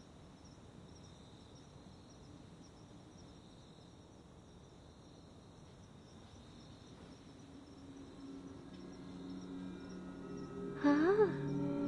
Can I have some chocolate? I met a kind man who gave me some chocolate. I've never tasted anything so sweet. The hell? Stay away from me! Can I have that candy? More! I want more!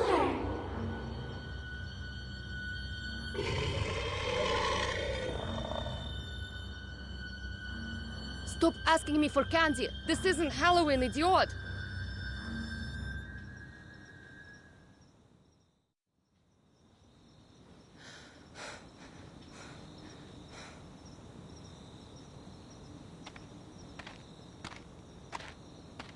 Hey.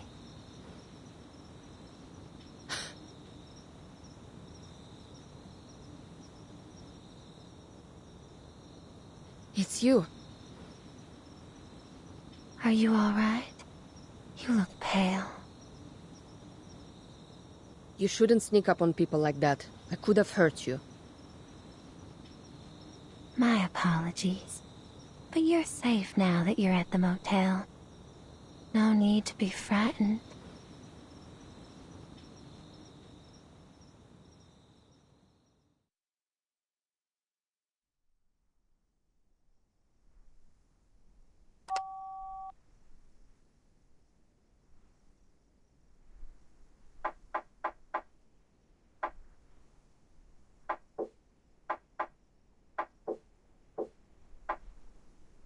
Help.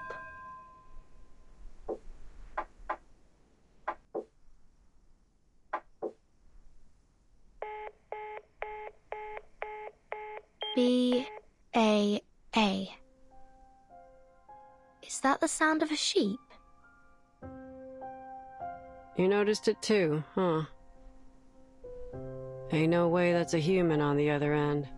It's gotta be some kind of animal. Animal? Based on those sounds and the tracks and the dust, I figure it's something small, like a...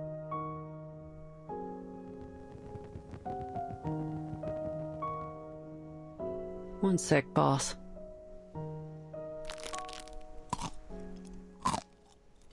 Pikrasma candy? Using your arcane skill so frequently must be tiring. You should take a break. The job ain't done yet. Far too early to rest. Don't worry, boss. It's just a condition that runs in my family. No biggie. What are its side effects? Boss, you expect a merc to reveal her weakness? We ain't that close yet. One thing I can tell you, though, is that I suffer the side effects as long as my eyes are open. Luckily, I've got cutting-edge technology at my disposal.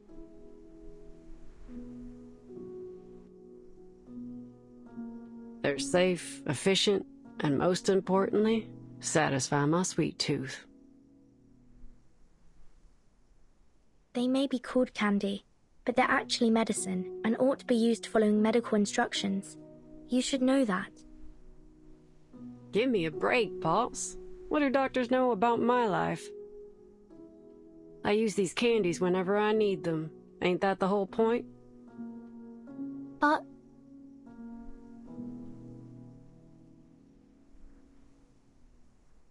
Shh. Did you hear that? Hear what?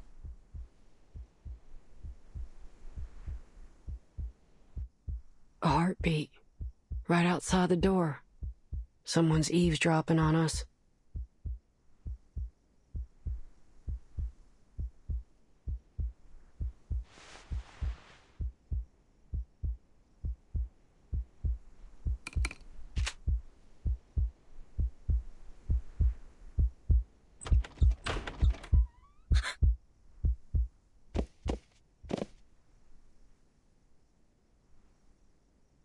Care to explain why you're here, Ms. Kimberly?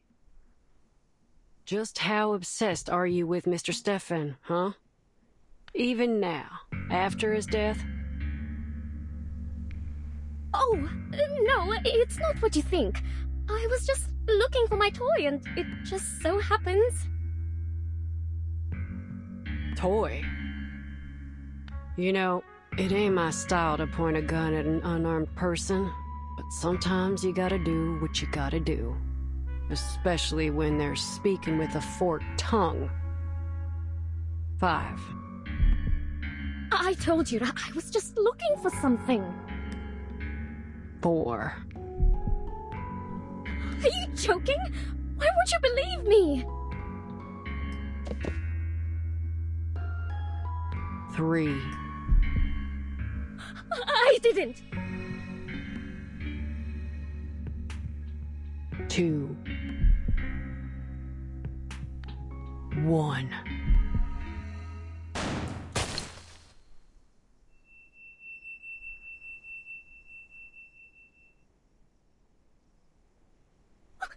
Don't kill me! Don't kill me, please! I didn't do anything!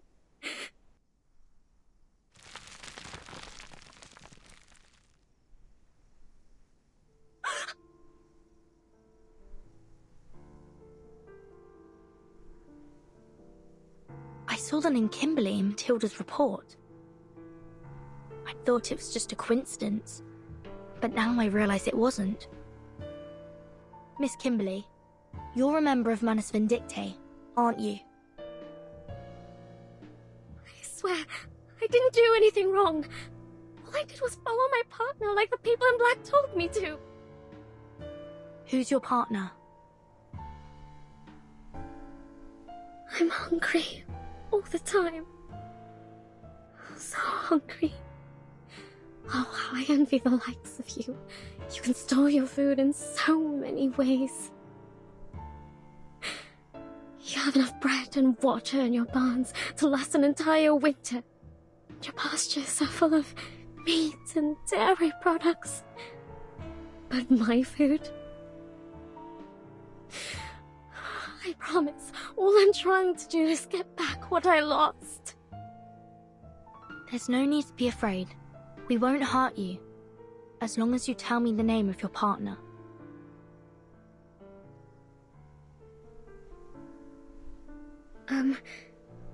If I tell you her name, will you let me go? That depends on your sincerity. She's called Miss Grace. What's your purpose here? I don't know. Those people in black told me to follow Miss Grace's orders, but she hasn't asked me to do anything since we got here. She must be hiding something from me, But I couldn't care less. I just want to eat.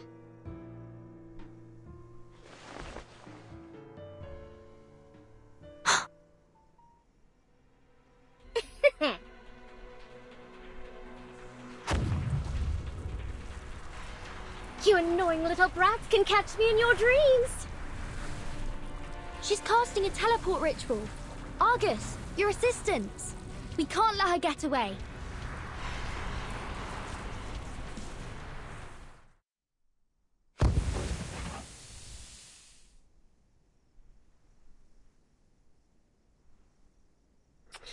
She disappeared fast. At least now we can draw some conclusions. Manus Vindictae has set their eyes on this motel. Under the name of the Order of Enlightenment, they used this place as a base and conducted some failed ritual experiments before they left. Manus Vindictae. I've heard of them. That infamous group of arcanists.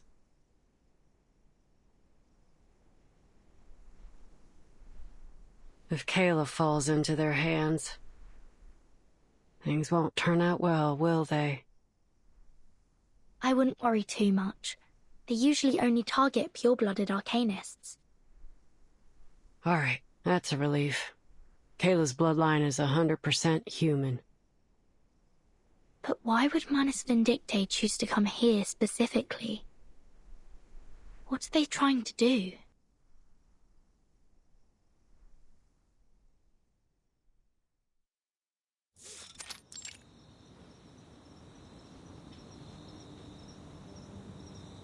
I was worried you wouldn't be able to make your way back, so I lit the porch light for you.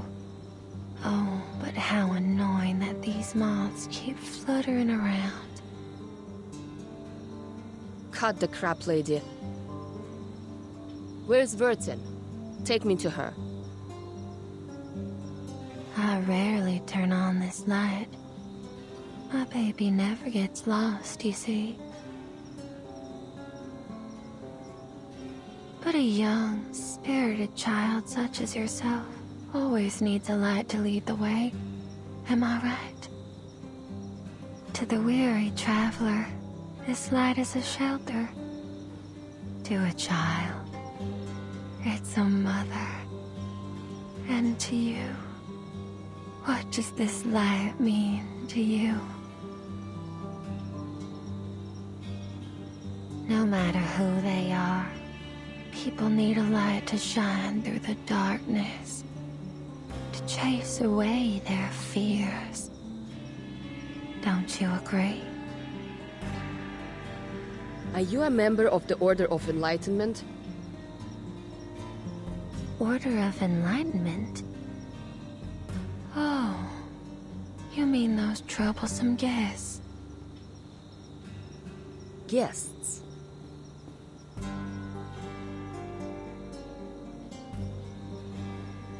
I don't like them one bit. They've scribbled all over the place and made a mess of the rooms. They hurt my baby. Oh, my poor baby. Shh, don't be scared. Everything's all right now.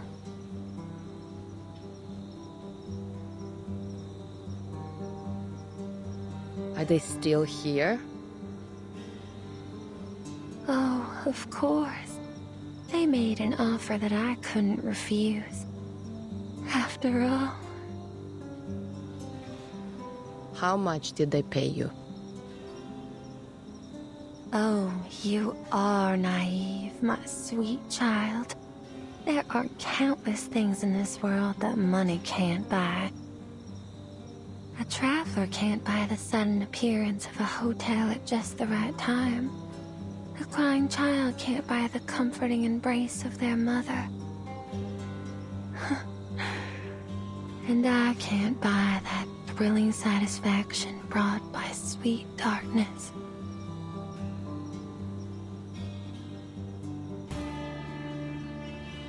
Enough of your endless rambling.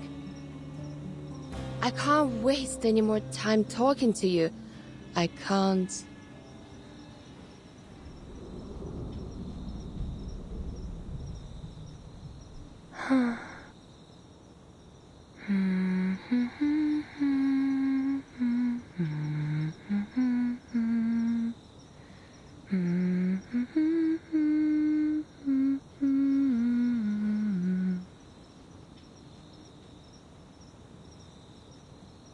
Sleep tight. Just leave everything to the adults. Yes. What a good child you are.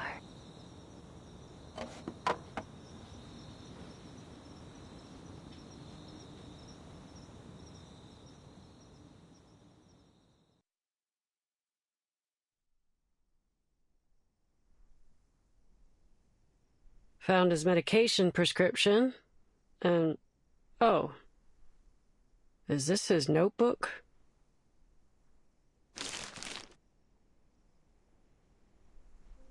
Huh.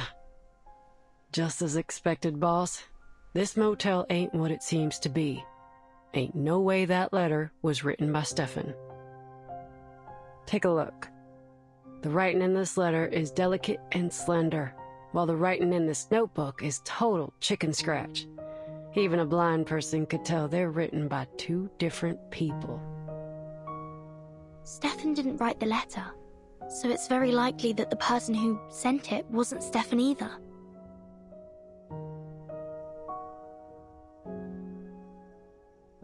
And this?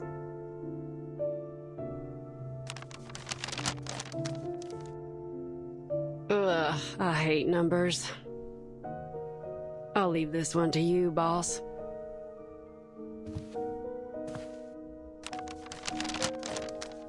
It appears to be Mr. Stefan's records of his daily expenses, along with some notes. Cigarettes, alcohol, and a significant amount of psychiatric medication. It says he was tormented by his hallucinations day after day, so he had to increase his dosage. And it says he saw a room numbered 707 here. The motel only has 2 floors. There can't be a room starting with 7. Did he describe it at all? He said the room had a bright red door that seemed completely out of place. Maybe it was just one of his hallucinations.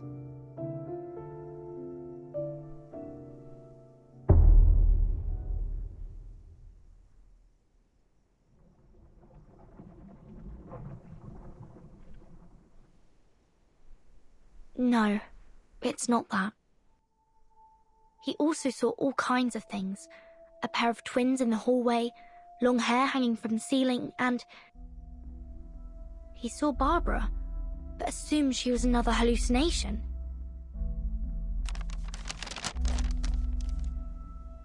This proves that Barbara's been to the motel. Which means...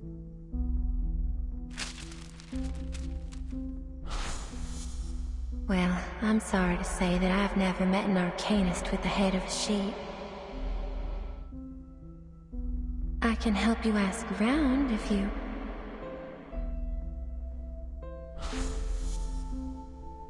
Why did she lie to me? So, did you find anything useful from the expense record? I need to talk to the maid. Hold your horses. We haven't searched the washroom yet. You should never skip the bathroom. Ain't you seen The Godfather? Michael Corleone grabs his gun from behind a toilet tank.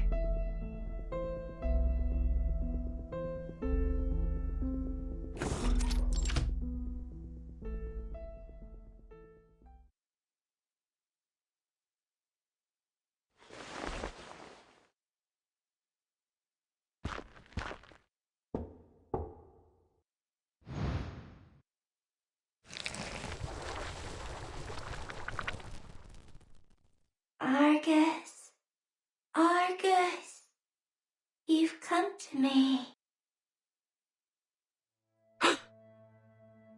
Do you know her?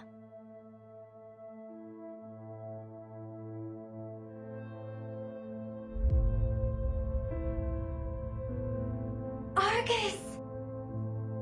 Argus. Argus.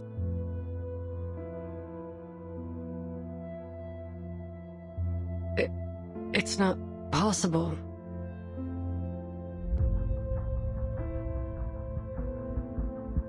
Is that Kayla? No, there's no way that's her. If you knew Kayla like I do, you'd say the same. This distorted reflection in the mirror is probably a result of the excessive arcanum in this motel. A ritual similar to Bloody Mary used to be quite popular among the kids in this town. If you look into a mirror at exactly midnight, the spirit within will morph into the shape of the person you desire most. But if you respond to the spirit's call, it will drain your soul from your body. I always thought those were just myths. So did I. But after all the strange things I've seen, I've become less surprised. These spirits feed on the energy of our souls. That's why you should never trust a word they say. The people who are tricked by them fall into a kind of trance, and some, like Mr. Stefan, go crazy. I wonder what he saw in the mirror. Anyway, I won't repeat his mistake.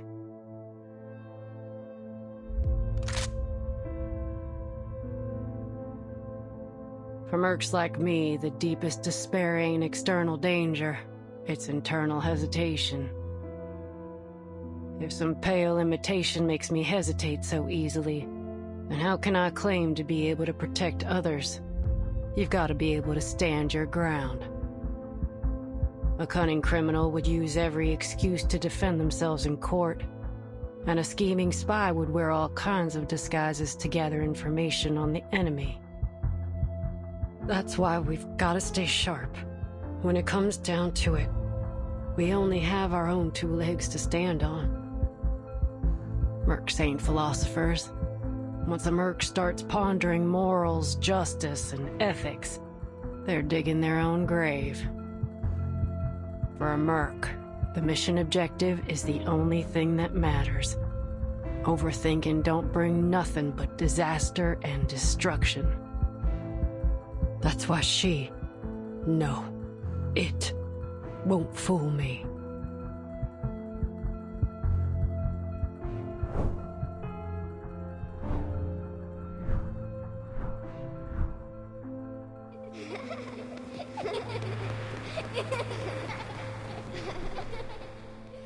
The folks on the ranch adored little Kayla. She was the apple of all their eyes. How dare this ugly imitation?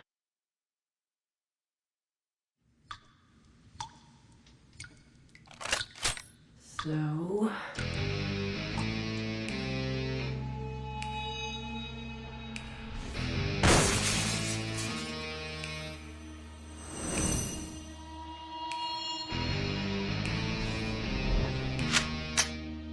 here's my response.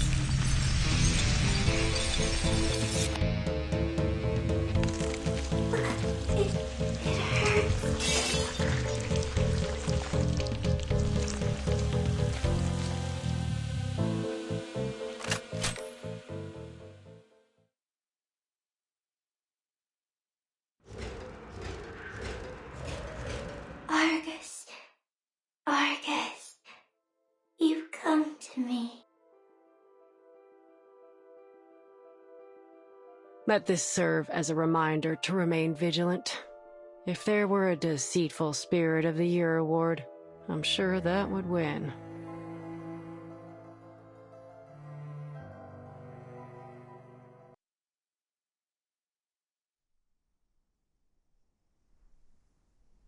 Stefan Garcia, a Xeno captain, 36 years old. For unknown reasons, likely connected to Manus Vindictae, he moved into this motel. He attempted to make contact with Xeno several times, all of which failed. During his stay, he was tortured by increasingly intense hallucinations, delusion, and fear. And as a result... As a result, he committed suicide. And that's everything the evidence shows.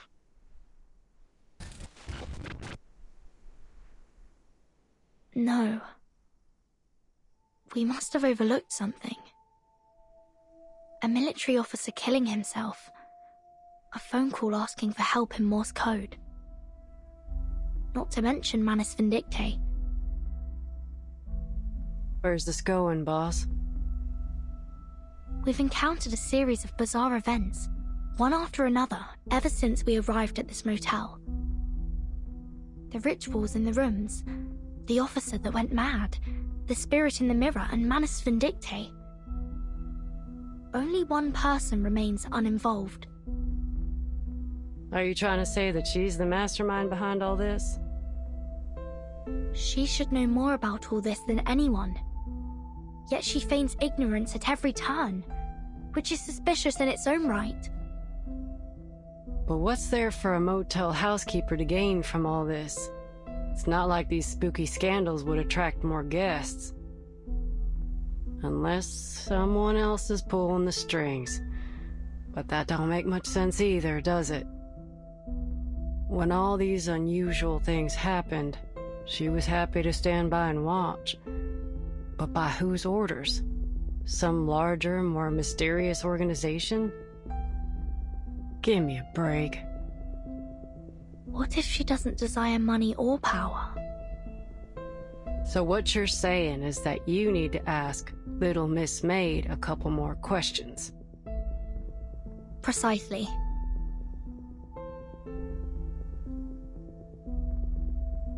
That spirit morphed into Kayla, so it must have seen her face at some point.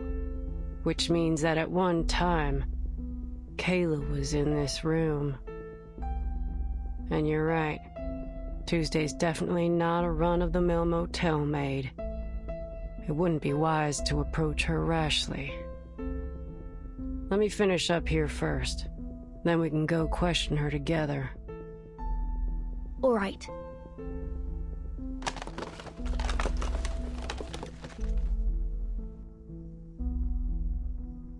Nope. I got nothing. Let's go find that maid.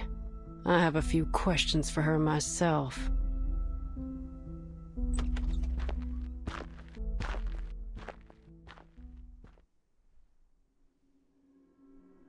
Where'd the body go?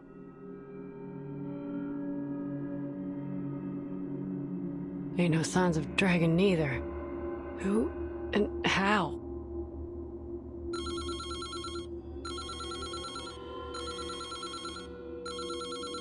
The phone again.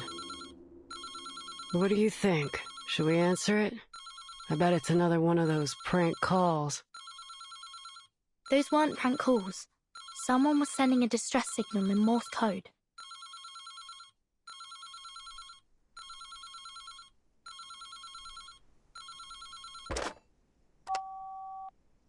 Could you tell me what year it is now? Who's this?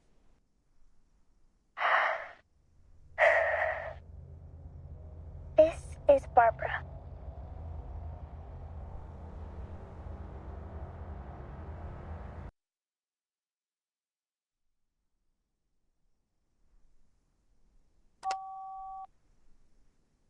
Wonderful. I can talk over the phone now. The wind must still be wandering nearby. That's good to hear. Are you an editor for Atu? Yes, miss, I am. But before we continue our conversation, could you please tell me what year it is now? 1990. I see. Miss Barbara, can I meet you in person? You want to meet me? Yes. I'm Vertin, the timekeeper of the St. Pavlov Foundation. I was sent to ask you about Erd's whereabouts. But you don't seem to be in a favorable situation right now.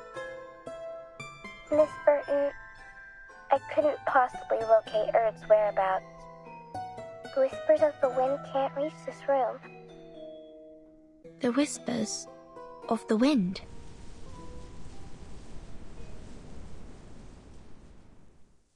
Yes, it's a special form of communication. Right.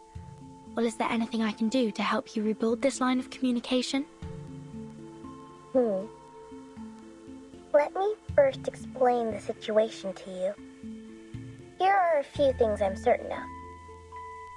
First, this isn't an ordinary motel. It possesses some kind of supernatural life force. Before checking in, I interviewed some of the residents nearby. They all mentioned eerie rumors centered around the motel these past few months. Yes, we've encountered some bizarre events here, like real-life urban legends. Second, I'm now trapped in a red room. This room is in the same motel as yours. What's different is that it blocks all forms of communication. I couldn't get the room to open, and my voice didn't reach through the phone. That wasn't until a gunshot broke this intangible restraint. This small room contracted violently, and now I can communicate with the outside world. At first, I thought it was an earthquake, but the contracted space soon returned to normal. Earthquakes can't do that, can they? Before this happened, were you using spiders to communicate with the world outside? Yes, I was. As luck would have it, there are many spiders here. Thanks to the prevalence of spiders in urban legends, I assume.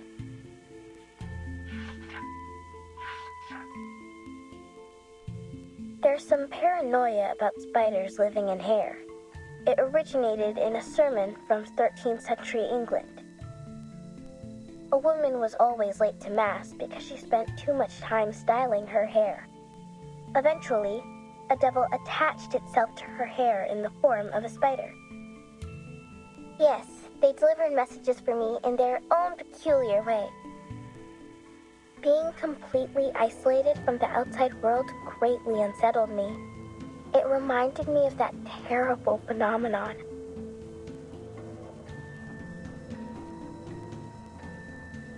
Fortunately, that wasn't the case. But you're still trapped in that room, right? Yes, the door's gone. I can't get out from the inside. How did you get in there in the first place? Or rather, who brought you into that room? Well, who else could it be? The maid named Tuesday. Just as I expected. Wait.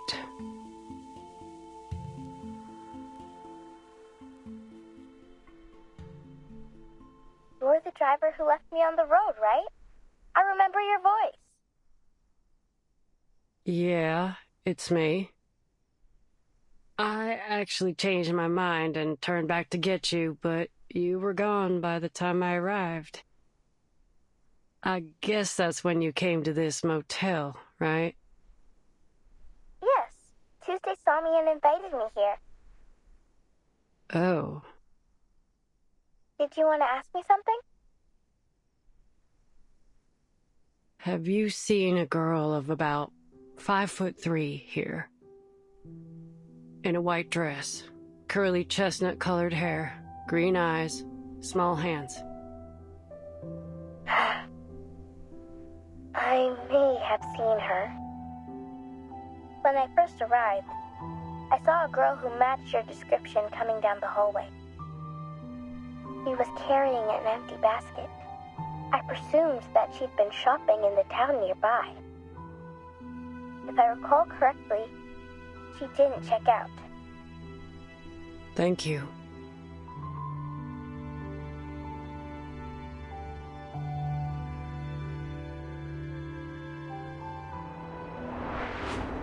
How can we find this room? It's just in the hallway, number 707. Look for a door covered in red.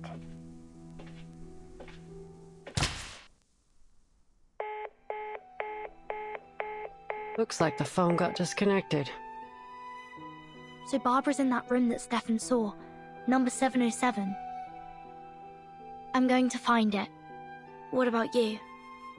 Heading into town for Kayla?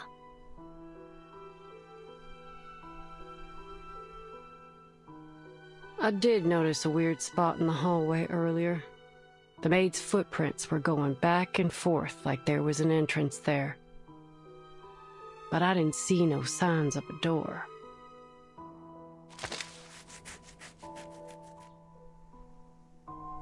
I wouldn't be surprised if you died by your own gun one day.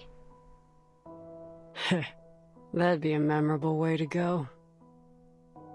All right, enough kidding around.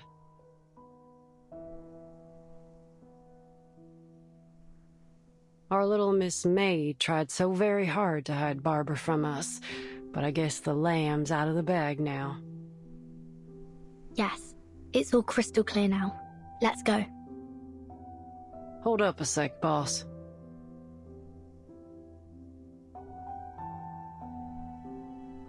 Do you have any candies? I'm running on fumes here, and I ain't got no way to replenish my stash.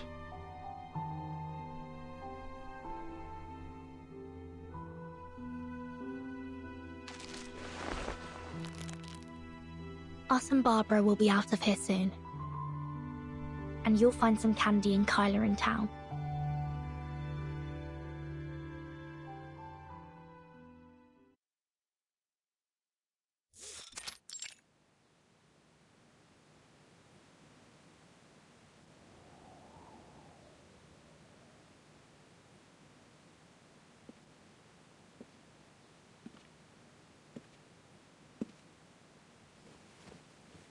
Are you not satisfied with my services?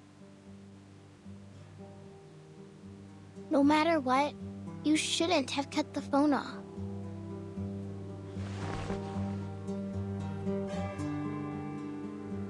Nor should you have isolated me from the outside world. Because you should know better than anyone what that means. Why should I? All I know is that a poor, helpless child like you shouldn't be alone on the roadside. Where's your mother? Didn't she tell you to be careful?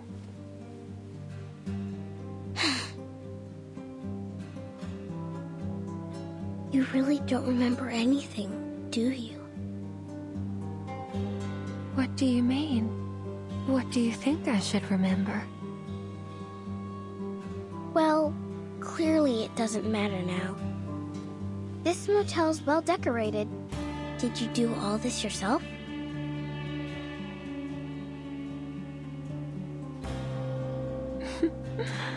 Are all children like this? Always talking in circles to draw Mama's attention.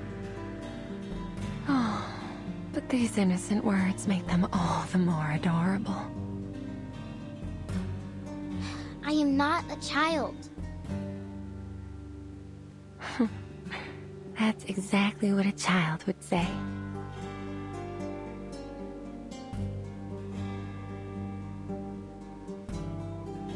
I've always felt a familiarity with you, like I've known you for a long time. Can you tell me about it? Why were you out here on Route 77 all alone? Maybe I can help you. Have you heard of Atu? Oh, I have. It's a magazine about fashion, trends, and the avant-garde. My brother loved that magazine, but my father found it unacceptable. To think his eldest son would read those softies magazines instead of working on the farm. Fashion, trends, disco. These aren't things a Texan man should pursue, at least according to my father. In the end, my father destroyed all my brother's disco records, along with his plane ticket to Los Angeles. Perhaps that's for the best. He avoided the riots. Huh? Nothing. So, what do you think?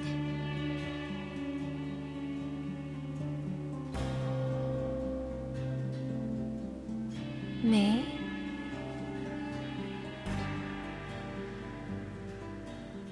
Why should I have any opinion? Let me rephrase that. What impact has this had on you? Oh.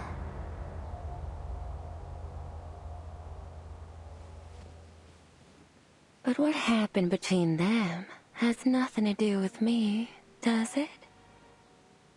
These were the choices they made.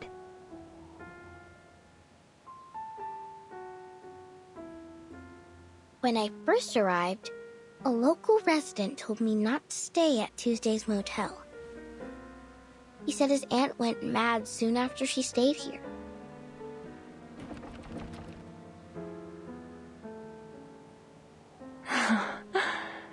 I remember that lady. Her head was so large. It reminded me of those stories of people with deformities. So I had her watch a freak show at midnight. Sadly, she didn't seem to enjoy it.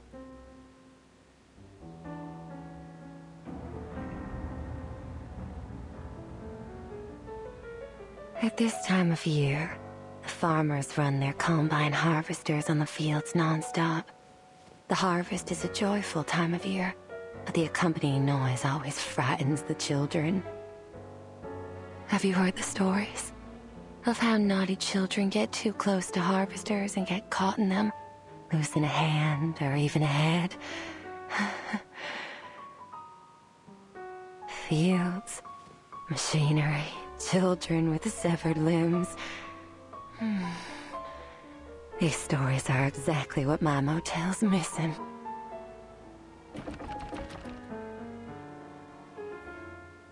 Oh, my baby's calling. Please excuse me. I don't want another temper tantrum on my hands. Apologies, my fluffy little child. I look forward to our next conversation. Talking to you always brings me inspiration. But the motel's been too busy lately. It's starting to get on my nerves.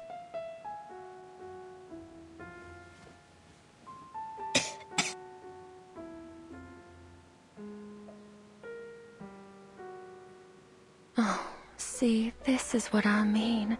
How could I bear to send you out on your own? You'll stay right here in this cozy little room until you're fully recovered. I don't need this special treatment of yours. Staying here won't cure my illness. Just get some sleep. You'll come to your senses after a good rest. I'll see you soon.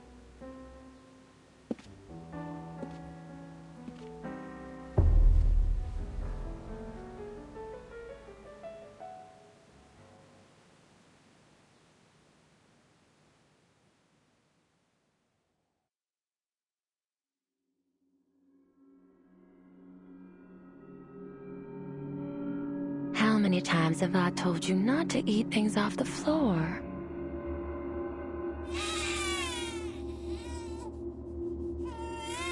There. Don't cry, sweetheart.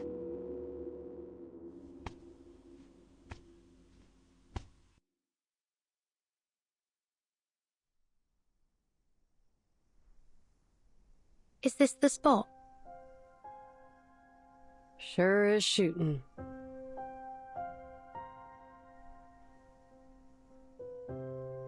Look, these footprints. They're less than 10 minutes old. But where's the door to room 707? I can sense some energy fluctuations nearby, but they're definitely not from arcane skills. What else could produce such intense energy? Oh, can I help you with something?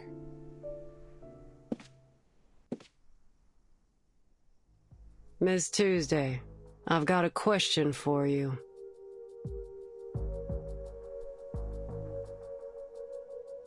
Do you know how to get to room 707? 707? Yup. What I've been looking for might just be in that room. I'm usually more than happy to satisfy the requests of my guests, as long as it's within my power. But this one crosses the line. Shame. Looks like negotiations are over. And thence we came forth to see again the stars.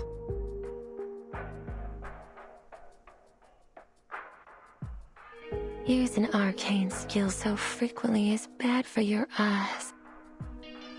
Didn't your family ever tell you that?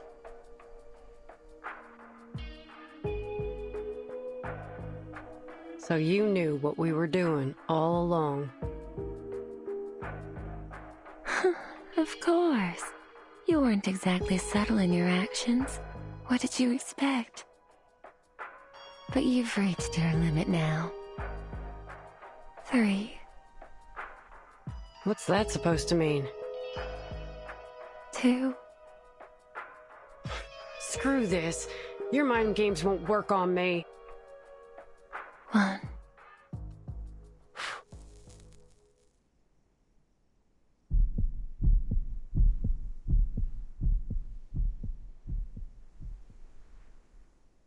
Huh? Who turned the lights off?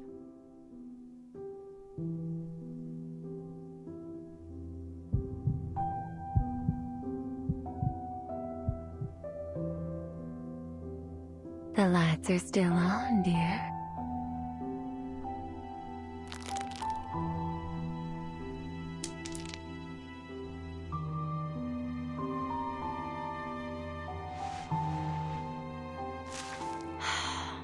You rely far too much on Picrasma candy. It can't solve all your problems.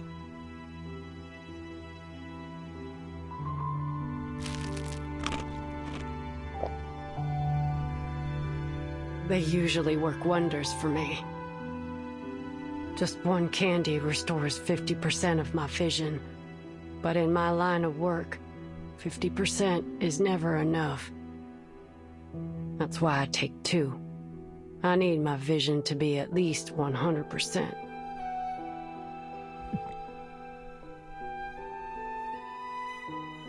That'll do the job most of the time, but sometimes I've got an extremely challenging task. That's when I eat a 3rd candy.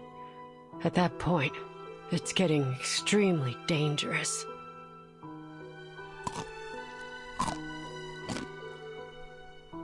I should be able to see now.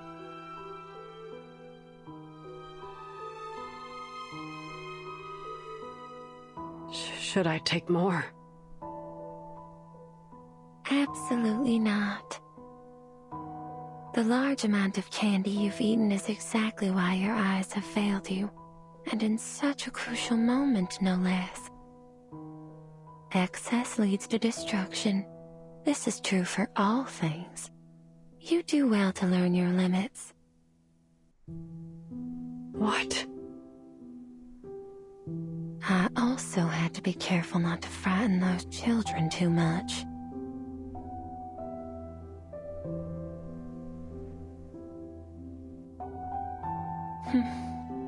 You've always put your faith in these candies, haven't you? 1 candy, 50% recovery. 2 candies, 100%. 3 candies, and you can tackle even the most insurmountable problem. Oh, how dependable they are. Just like the venerable Argus, who succeeds in any job she takes on.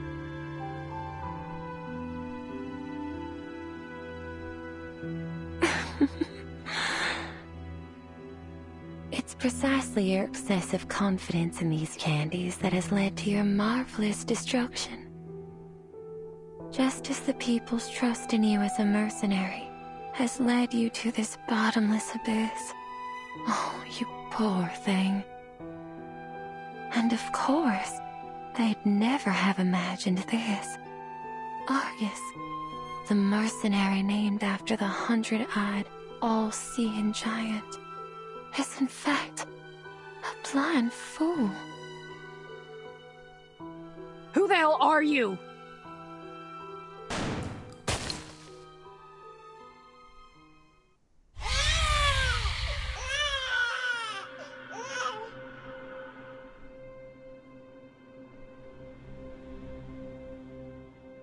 Damn it! Damn it!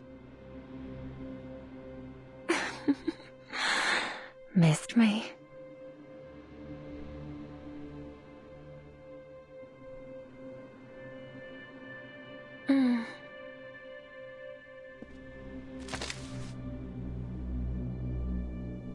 There you go. Now there's no way you can miss. But do you have the guts to pull the trigger? The decision's yours to make. But once I'm dead, you'll never find room 707. Barbara, Kayla, everything you're looking for is all in that room, isn't it? Don't you dare say her name with that filthy mouth! But why? Miss Kayla's such a lovely guest. I very much enjoyed her company.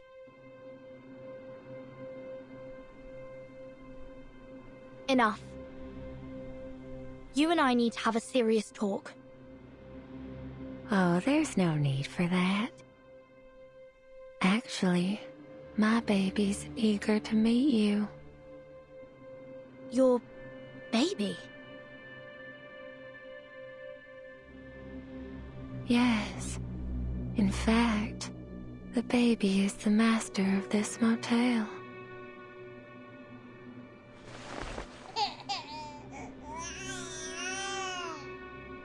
I think the two of you ought to meet each other first.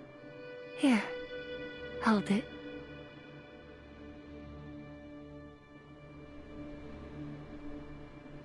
This is...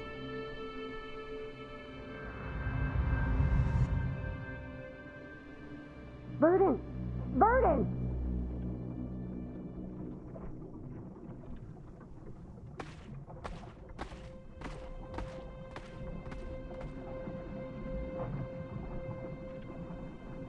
Let go of it, Burden!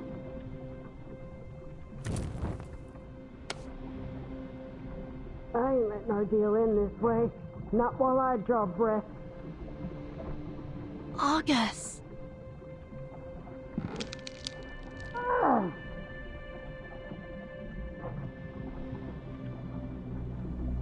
Don't you interrupt them. There's no need to worry, Miss Burton. I've done this countless times. Now, allow me to peer into your dreams.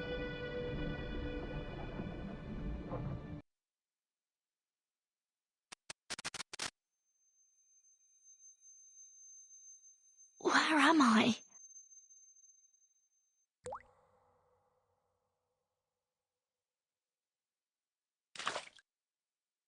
Is that rain? I can catch anything with a toss.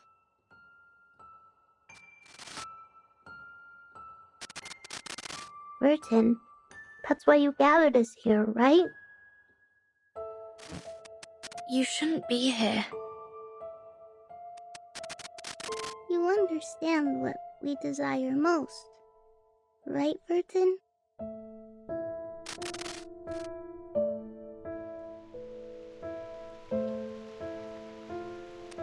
Burton, we made it, right? But why is it still raining? Don't be such a baby, Isabella. Haven't you seen rain before?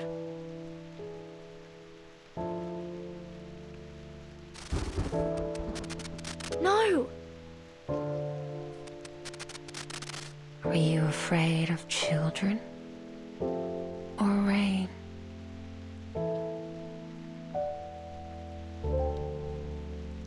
No, I'm not afraid of them. Rain is common. It's always falling somewhere in the world. It's merely an ordinary weather phenomenon.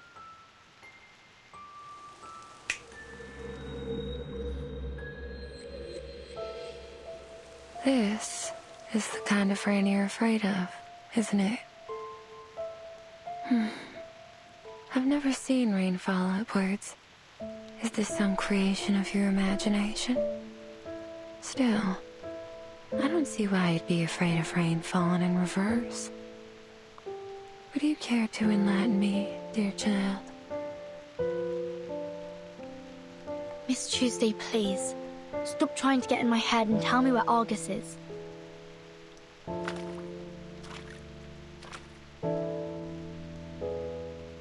Before I met you, I never thought that a person without fear could exist in the world.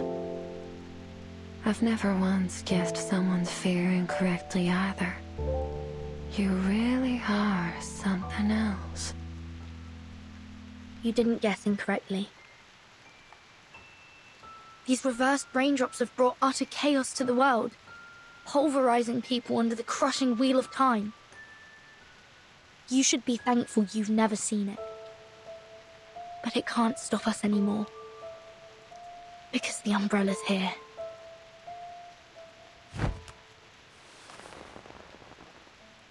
At least now, when the storm comes, I can hold up the Umbrella and protect my companions.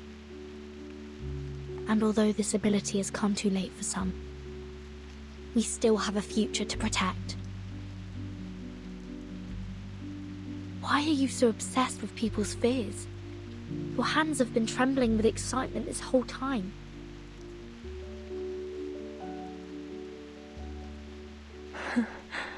So I wasn't wrong at all. Why waste your time with that mercenary? She may look tough, but she's hollow inside.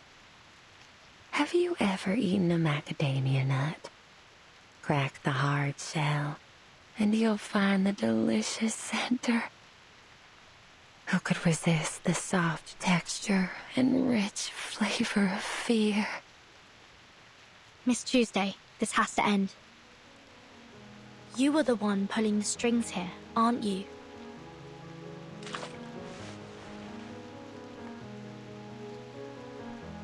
Oh, what an astounding accusation. But oh, do I feel so gratified. I've never felt so satiated in my entire life.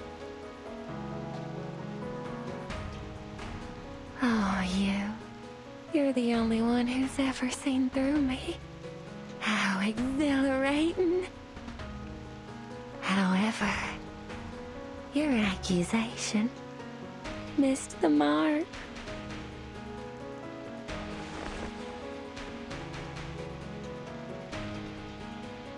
You see my hands? They're immaculate. Never once tainted by a single drop of blood. I take great pride in it. You see, I barely do anything to make people's fears arise.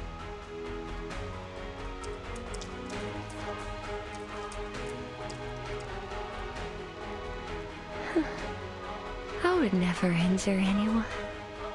Fear created through physical harm is its crudest and most base form.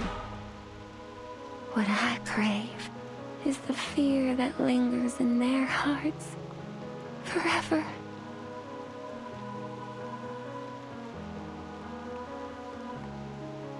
The kind of fear that, even years later, when they recount their experiences here to their friends and families, a seed of fear is planted in the listeners' hearts.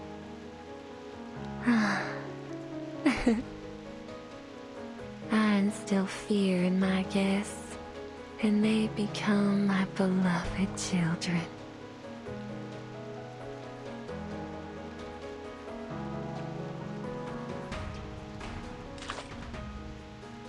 Where is she? Where's Argus? Well, I suppose she's experiencing her own fears right now.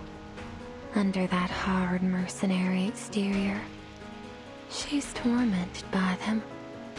Can you imagine that? Sorry, Miss Tuesday. But I'm not interested in this vile obsession of yours.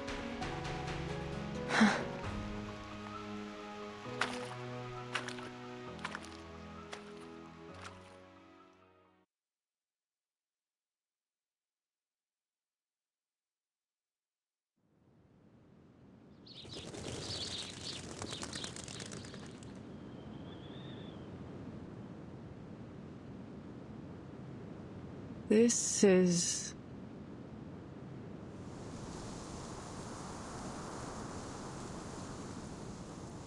Howdy, Argus. Long time no see. We thought you'd never come back.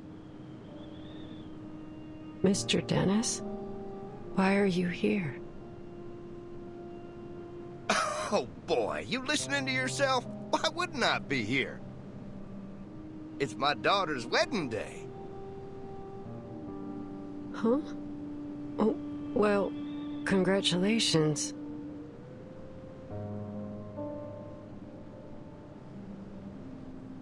But you really shouldn't be here. Don't you remember? 3 years ago, your daughter ran away from home. She left a letter and then went with Mr. Schaefer to a city in the Northeast. Detroit, I think? I don't quite remember.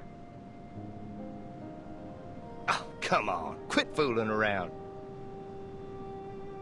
After 3 months of searching, I found her. But she refused to come back with me. So you went to Detroit yourself. And then you...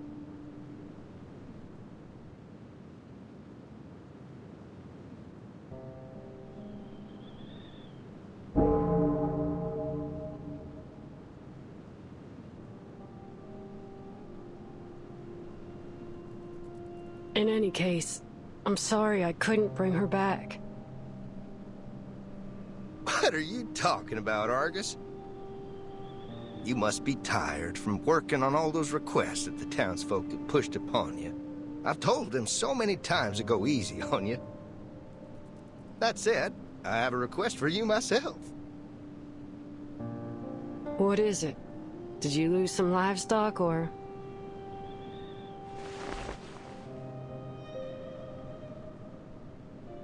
Come to Alice's wedding. We've prepared plenty of food and beer, and we've got the chapel choir together. Don't miss out, Missy. Sorry. I won't be there. Why?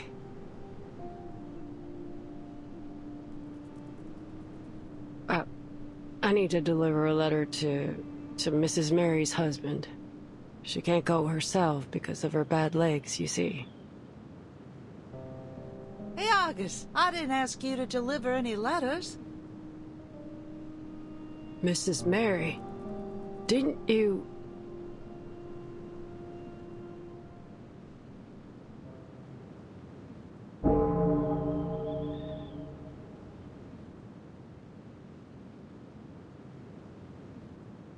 You're still alive? What kind of nonsense are you spouting? You really ought to take a proper rest. Today is Alice's big day. We should all be at her wedding, don't you think? Oh, my sweet child, why are your hands shaking? Are you afraid? Why? Are you afraid of their happiness? Or are you afraid of your failure? I'm not a failure. Oh, my sweet child. Argus, Argus, got a message to send? Go get Argus, your trusted friend. Argus, Argus, got a cheap person here. Go get Argus, she's got your back. Argus, Argus, Argus.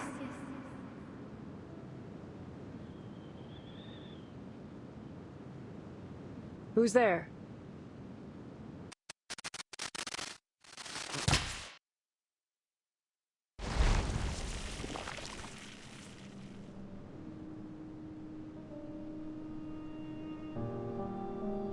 It's me, Kayla.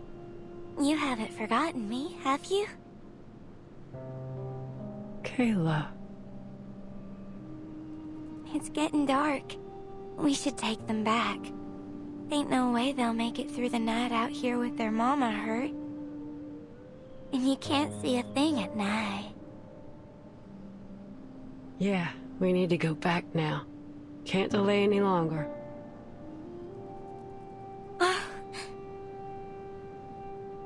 What? Hold on a moment.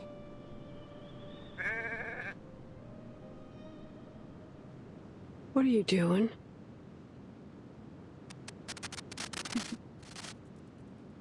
There.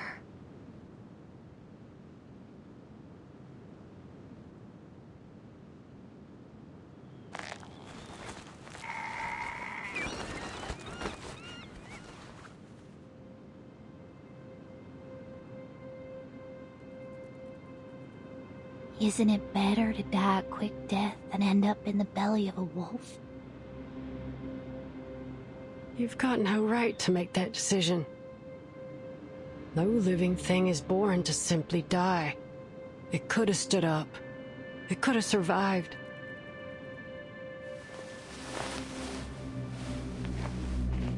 We can go now. No, don't go.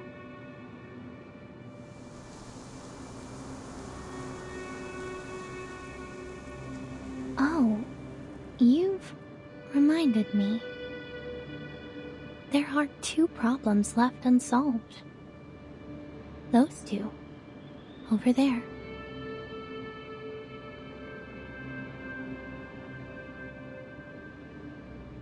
Kill them. It would only take 2 bullets. 3 seconds max. As long as they're alive, they'll come after you just as hard as you hunt the targets of your missions.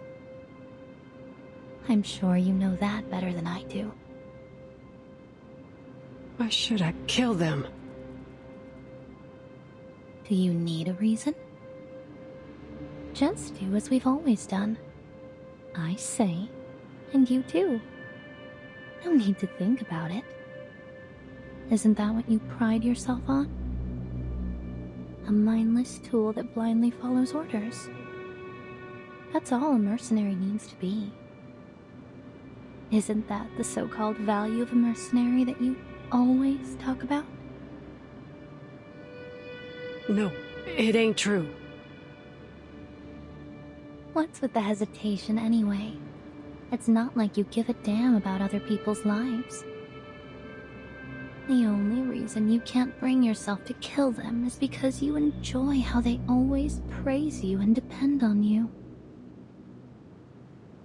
You ain't Kayla. Seriously?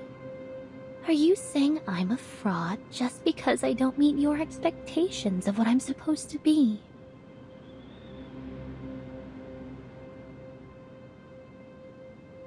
Fine. If you think I'm not Kayla, then why don't you kill me now? Just shoot me in the chest, and these people will treat you like a hero. They'll gather in the fields, holding torches, and chant your name.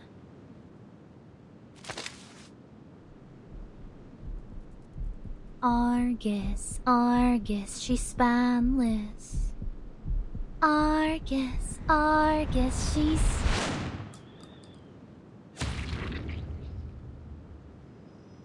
Argus. Argus. The deepest despairing external danger. If there were a deceitful spirit eternal hesitation, we only have our own 2 legs to stand on.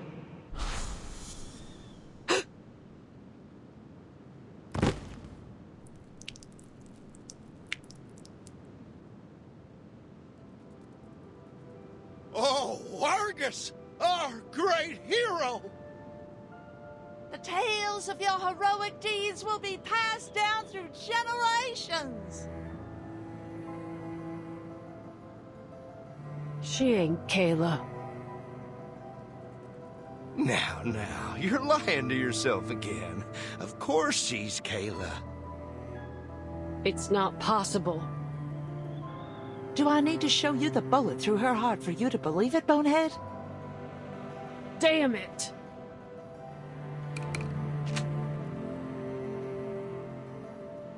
Don't pull the trigger.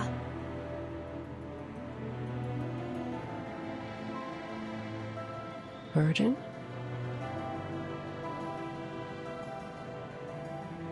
Calm down, Argus. Remember, what you see isn't real. You're still inside the motel, at least for now. Oh, here comes another little lady. Excellent timing. Come join the party.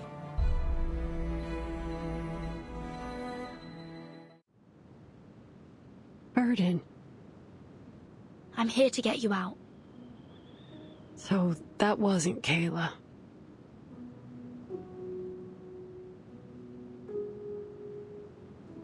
Couldn't ask for better news than that, really.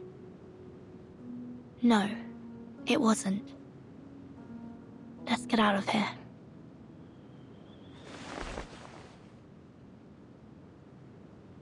Okay.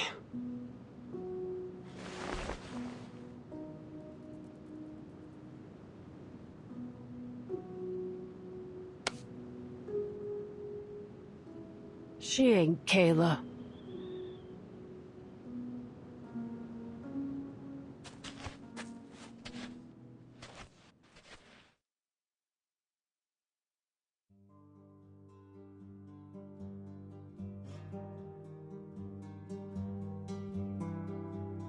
Did you see it? It? My baby, of course. Oh, so it didn't show up then? What a shy little pumpkin. What is it exactly? A supernatural being. An amalgam of urban legends. An ever-pounding heart. And a shy little baby. All under one roof. But seeing how you got out of there in one piece, I'm certain you've already earned its approval. Come on in. I'll show you the sweetest little room in the motel.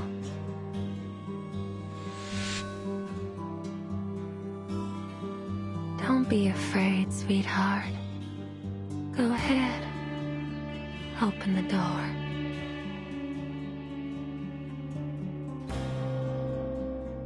Open it. Now.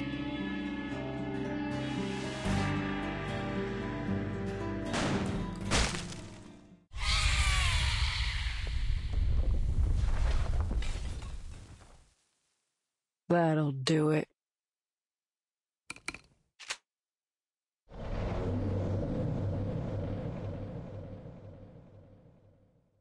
Why didn't I think of that?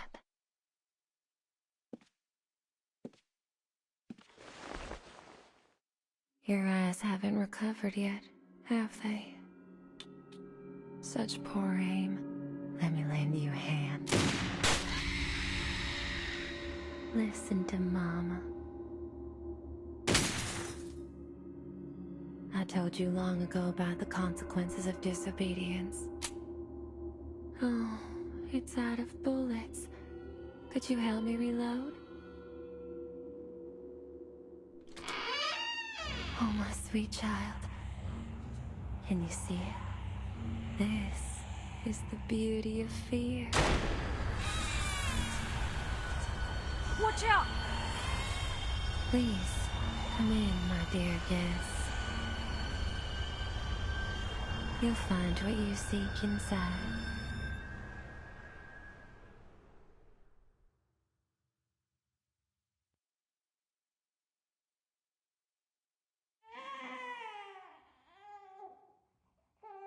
When I found it, it was still called Sweet Home. It was all alone, abandoned in the wilderness. A poor little thing. So you took it in?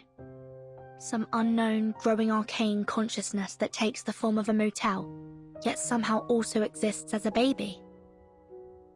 Yes.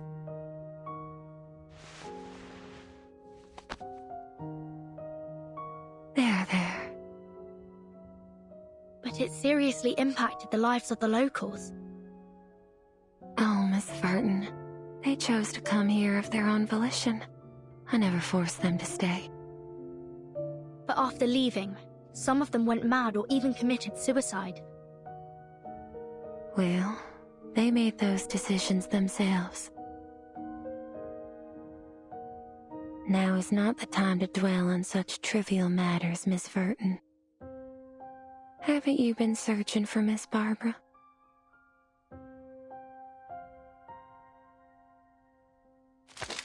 Don't get any bright ideas made.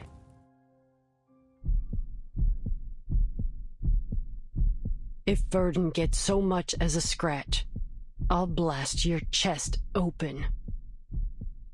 Along with your baby. Go inside, boss. I'll keep an eye on her.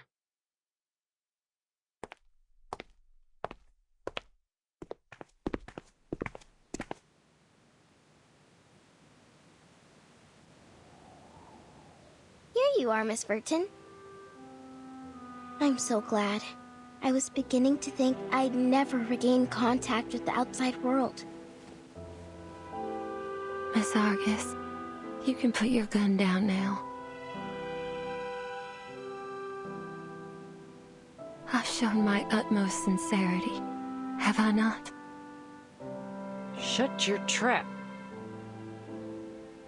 Let's get out of here, Miss Barbara. I don't think it's the wisest choice to have this conversation while we're still inside a living thing. Argus, I need you to keep Tuesday in check until we make it out of here. You ain't gotta tell me twice.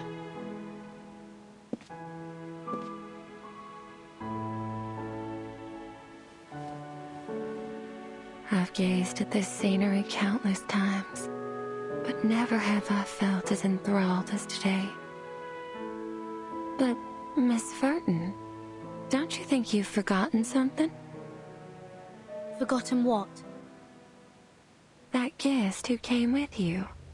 Shortly after her arrival, she hurried off to that armament factory. She's such an impatient child. Luckily, she made her way back here. Her name's Lilia, right? What did you do to her? Relax, she's fine. She's sleeping soundly as we speak, with or without nightmares.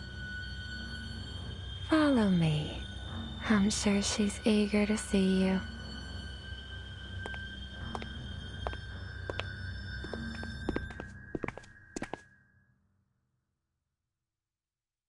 This is the room. Open it.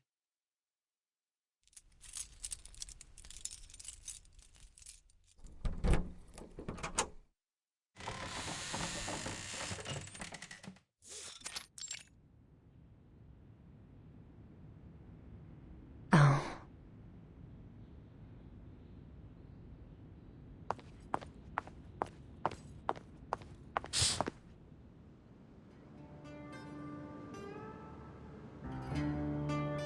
Verton, there you are. Listen, those Manu scum have already wormed their way into the town. We can't go there. You look terrible. I couldn't sleep at all in that haunted room. Every time I closed my eyes, I saw all kinds of creepy stuff. Can you come down here, Capitan? Talking like this hurts my neck. Okay.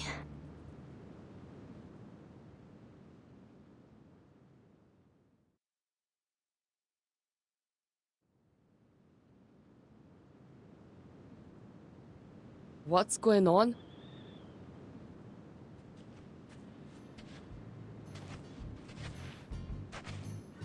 Are you okay, Capitan?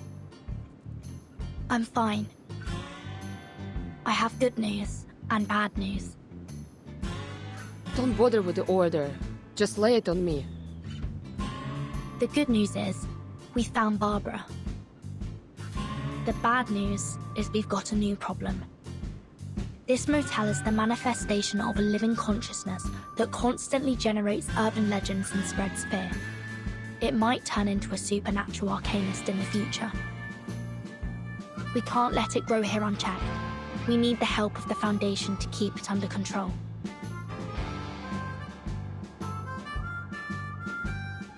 Boss, my job here is done. I'm heading into town for Kayla.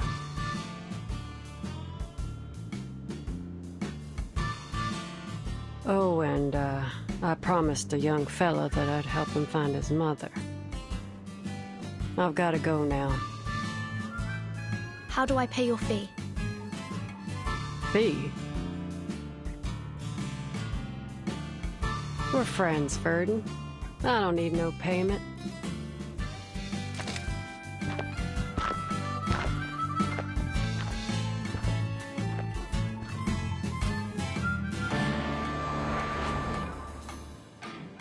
All right, Capitan. Any progress on finding Erd?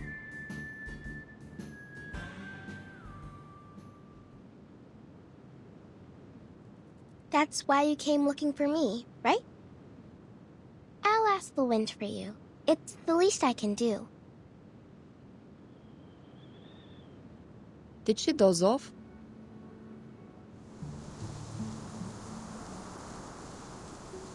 I'm listening. Oh, I heard it. The answer. A distant wind told me that Miss Erd's latest submission came from the Sao Paulo Veterans Residence. The article she submitted was an excellent piece, but Atu doesn't know anything beyond that. Okay. I suppose we'll all have restful sleep and sweet dreams tonight. I've collected the material I needed for the upcoming feature interview. I bet the readers will enjoy it. I'll be sure to include your name on the byline, Miss Tuesday. Me? I don't think I contributed anything. Quite the contrary. You played a significant role. If it weren't for you, I wouldn't have realized my inner fear of losing communication with the world. First-hand experiences like this are invaluable to an editor. Oh, with the way you put it, I almost regret letting you go. I won't be returning. The interview's over.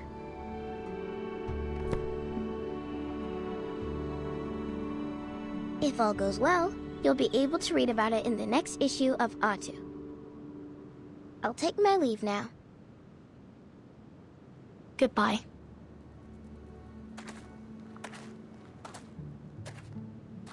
Good. I can't wait to leave this place. We can't leave yet. I just contacted the Texas branch. Their staff is on their way here. They have to investigate this supernatural being as soon as possible. And they'll be here soon, I presume.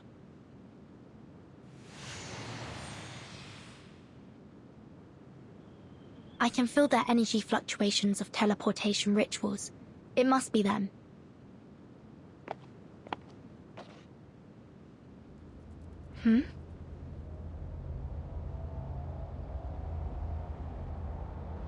Looks like you guessed wrong, Capitan. I met her in town. Name's Kayla. Kayla?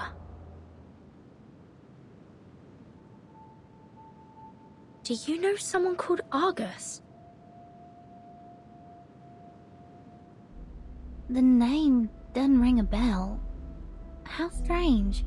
What kind of parent would name their child after a 100-eyed giant? You must have mistaken me for someone else. Kayla's a common name after all. Like Emma, Anna, or Catherine. More importantly, miss, you look... Although I've never met you before, you seem familiar.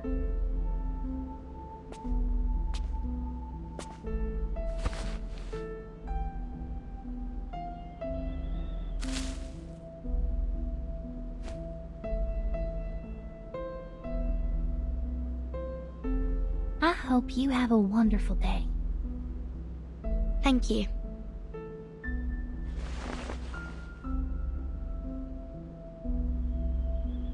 Are you a guest at this motel? What happened here? The St. Pavlov Foundation has taken over. I suggest you find alternative accommodation, given the dangerous incidents that have occurred here. What should I do? All my things are still inside. The Foundation staff will take care of it for you later. You can trust them. Can't I just go and get my things now?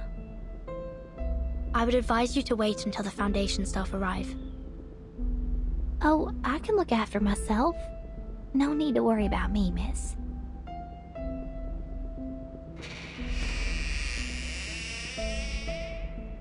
That girl. What about her? Never mind. It's probably nothing.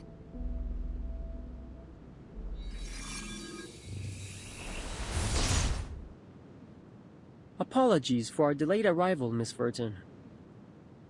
We'd been unable to locate the motel until about 10 minutes ago. It's as if something was deliberately interfering with our sense of direction.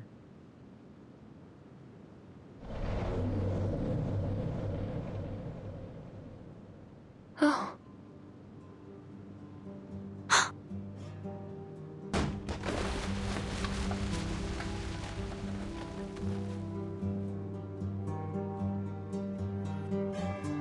Once again, it insisted on eating garbage off the floor. Is every child this stubborn?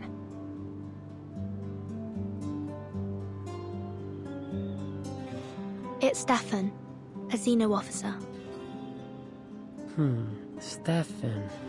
Sounds familiar.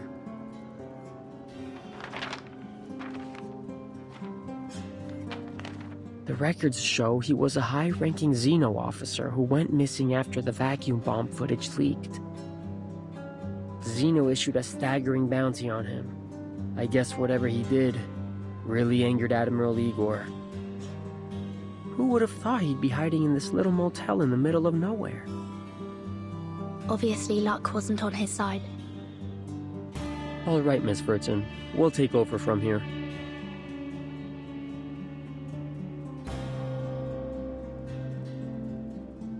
After the branch completes its procedures, you'll be sent to the headquarters for a more thorough assessment. Will you return my baby to me? It's too early to discuss that. Let's go, Lilia. We must report back to Madame Z about Erd.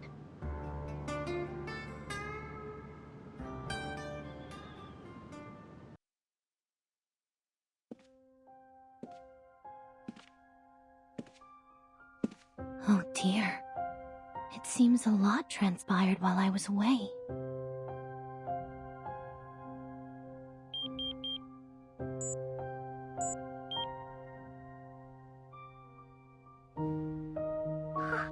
Miss Grace, I thought you'd forgotten me. I've been exposed.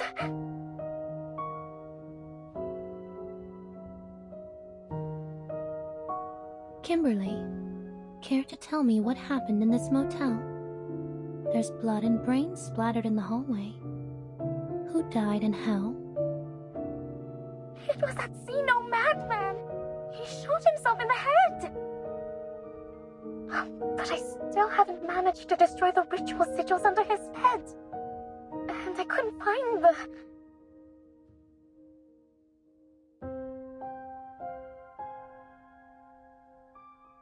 Now that our base of operations has been exposed, we'll have to take away everything related to the ritual and leave. The Foundation's rats will thoroughly search this place soon. The last thing I need right now is to deal with them.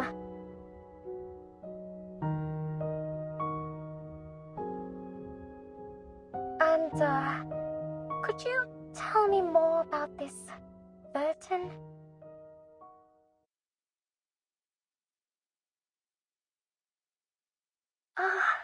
I might have had a slip of the tongue when she confronted me earlier. How good is her memory? Fret not, Kimberly. People rarely pay attention to things that don't directly involve them. But I do look forward to seeing her again.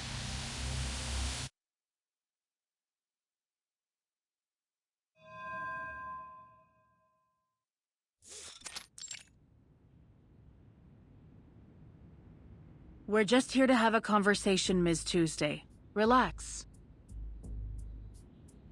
I found it in the wilderness.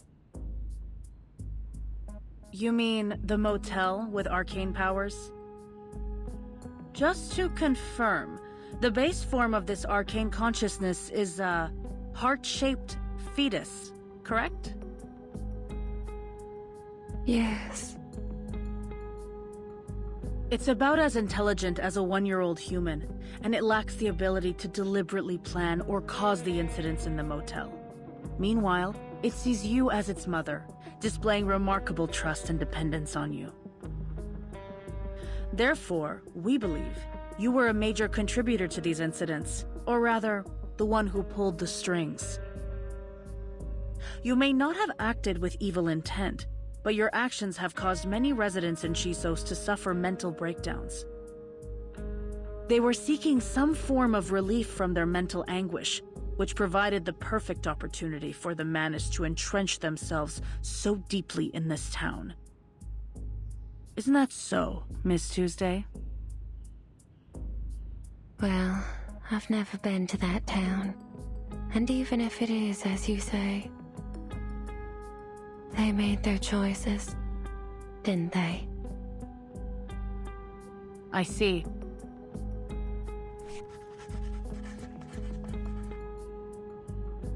The Timekeeper just reported another crucial piece of information to the Foundation.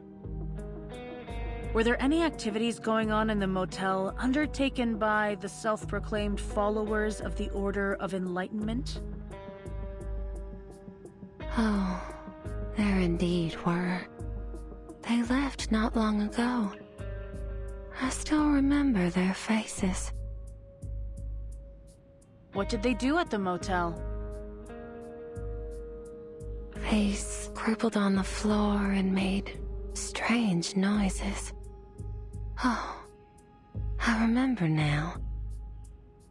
Whatever it was they were trying to do, it was a total failure. One poor girl became trapped inside their mirror. She never stopped trying to escape. The mirror would make banging noises all night long. We didn't find anyone trapped in a mirror during our search. Well, that's sad, I suppose.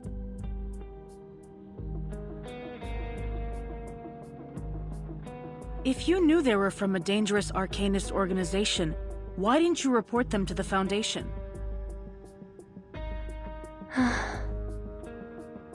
Why would I?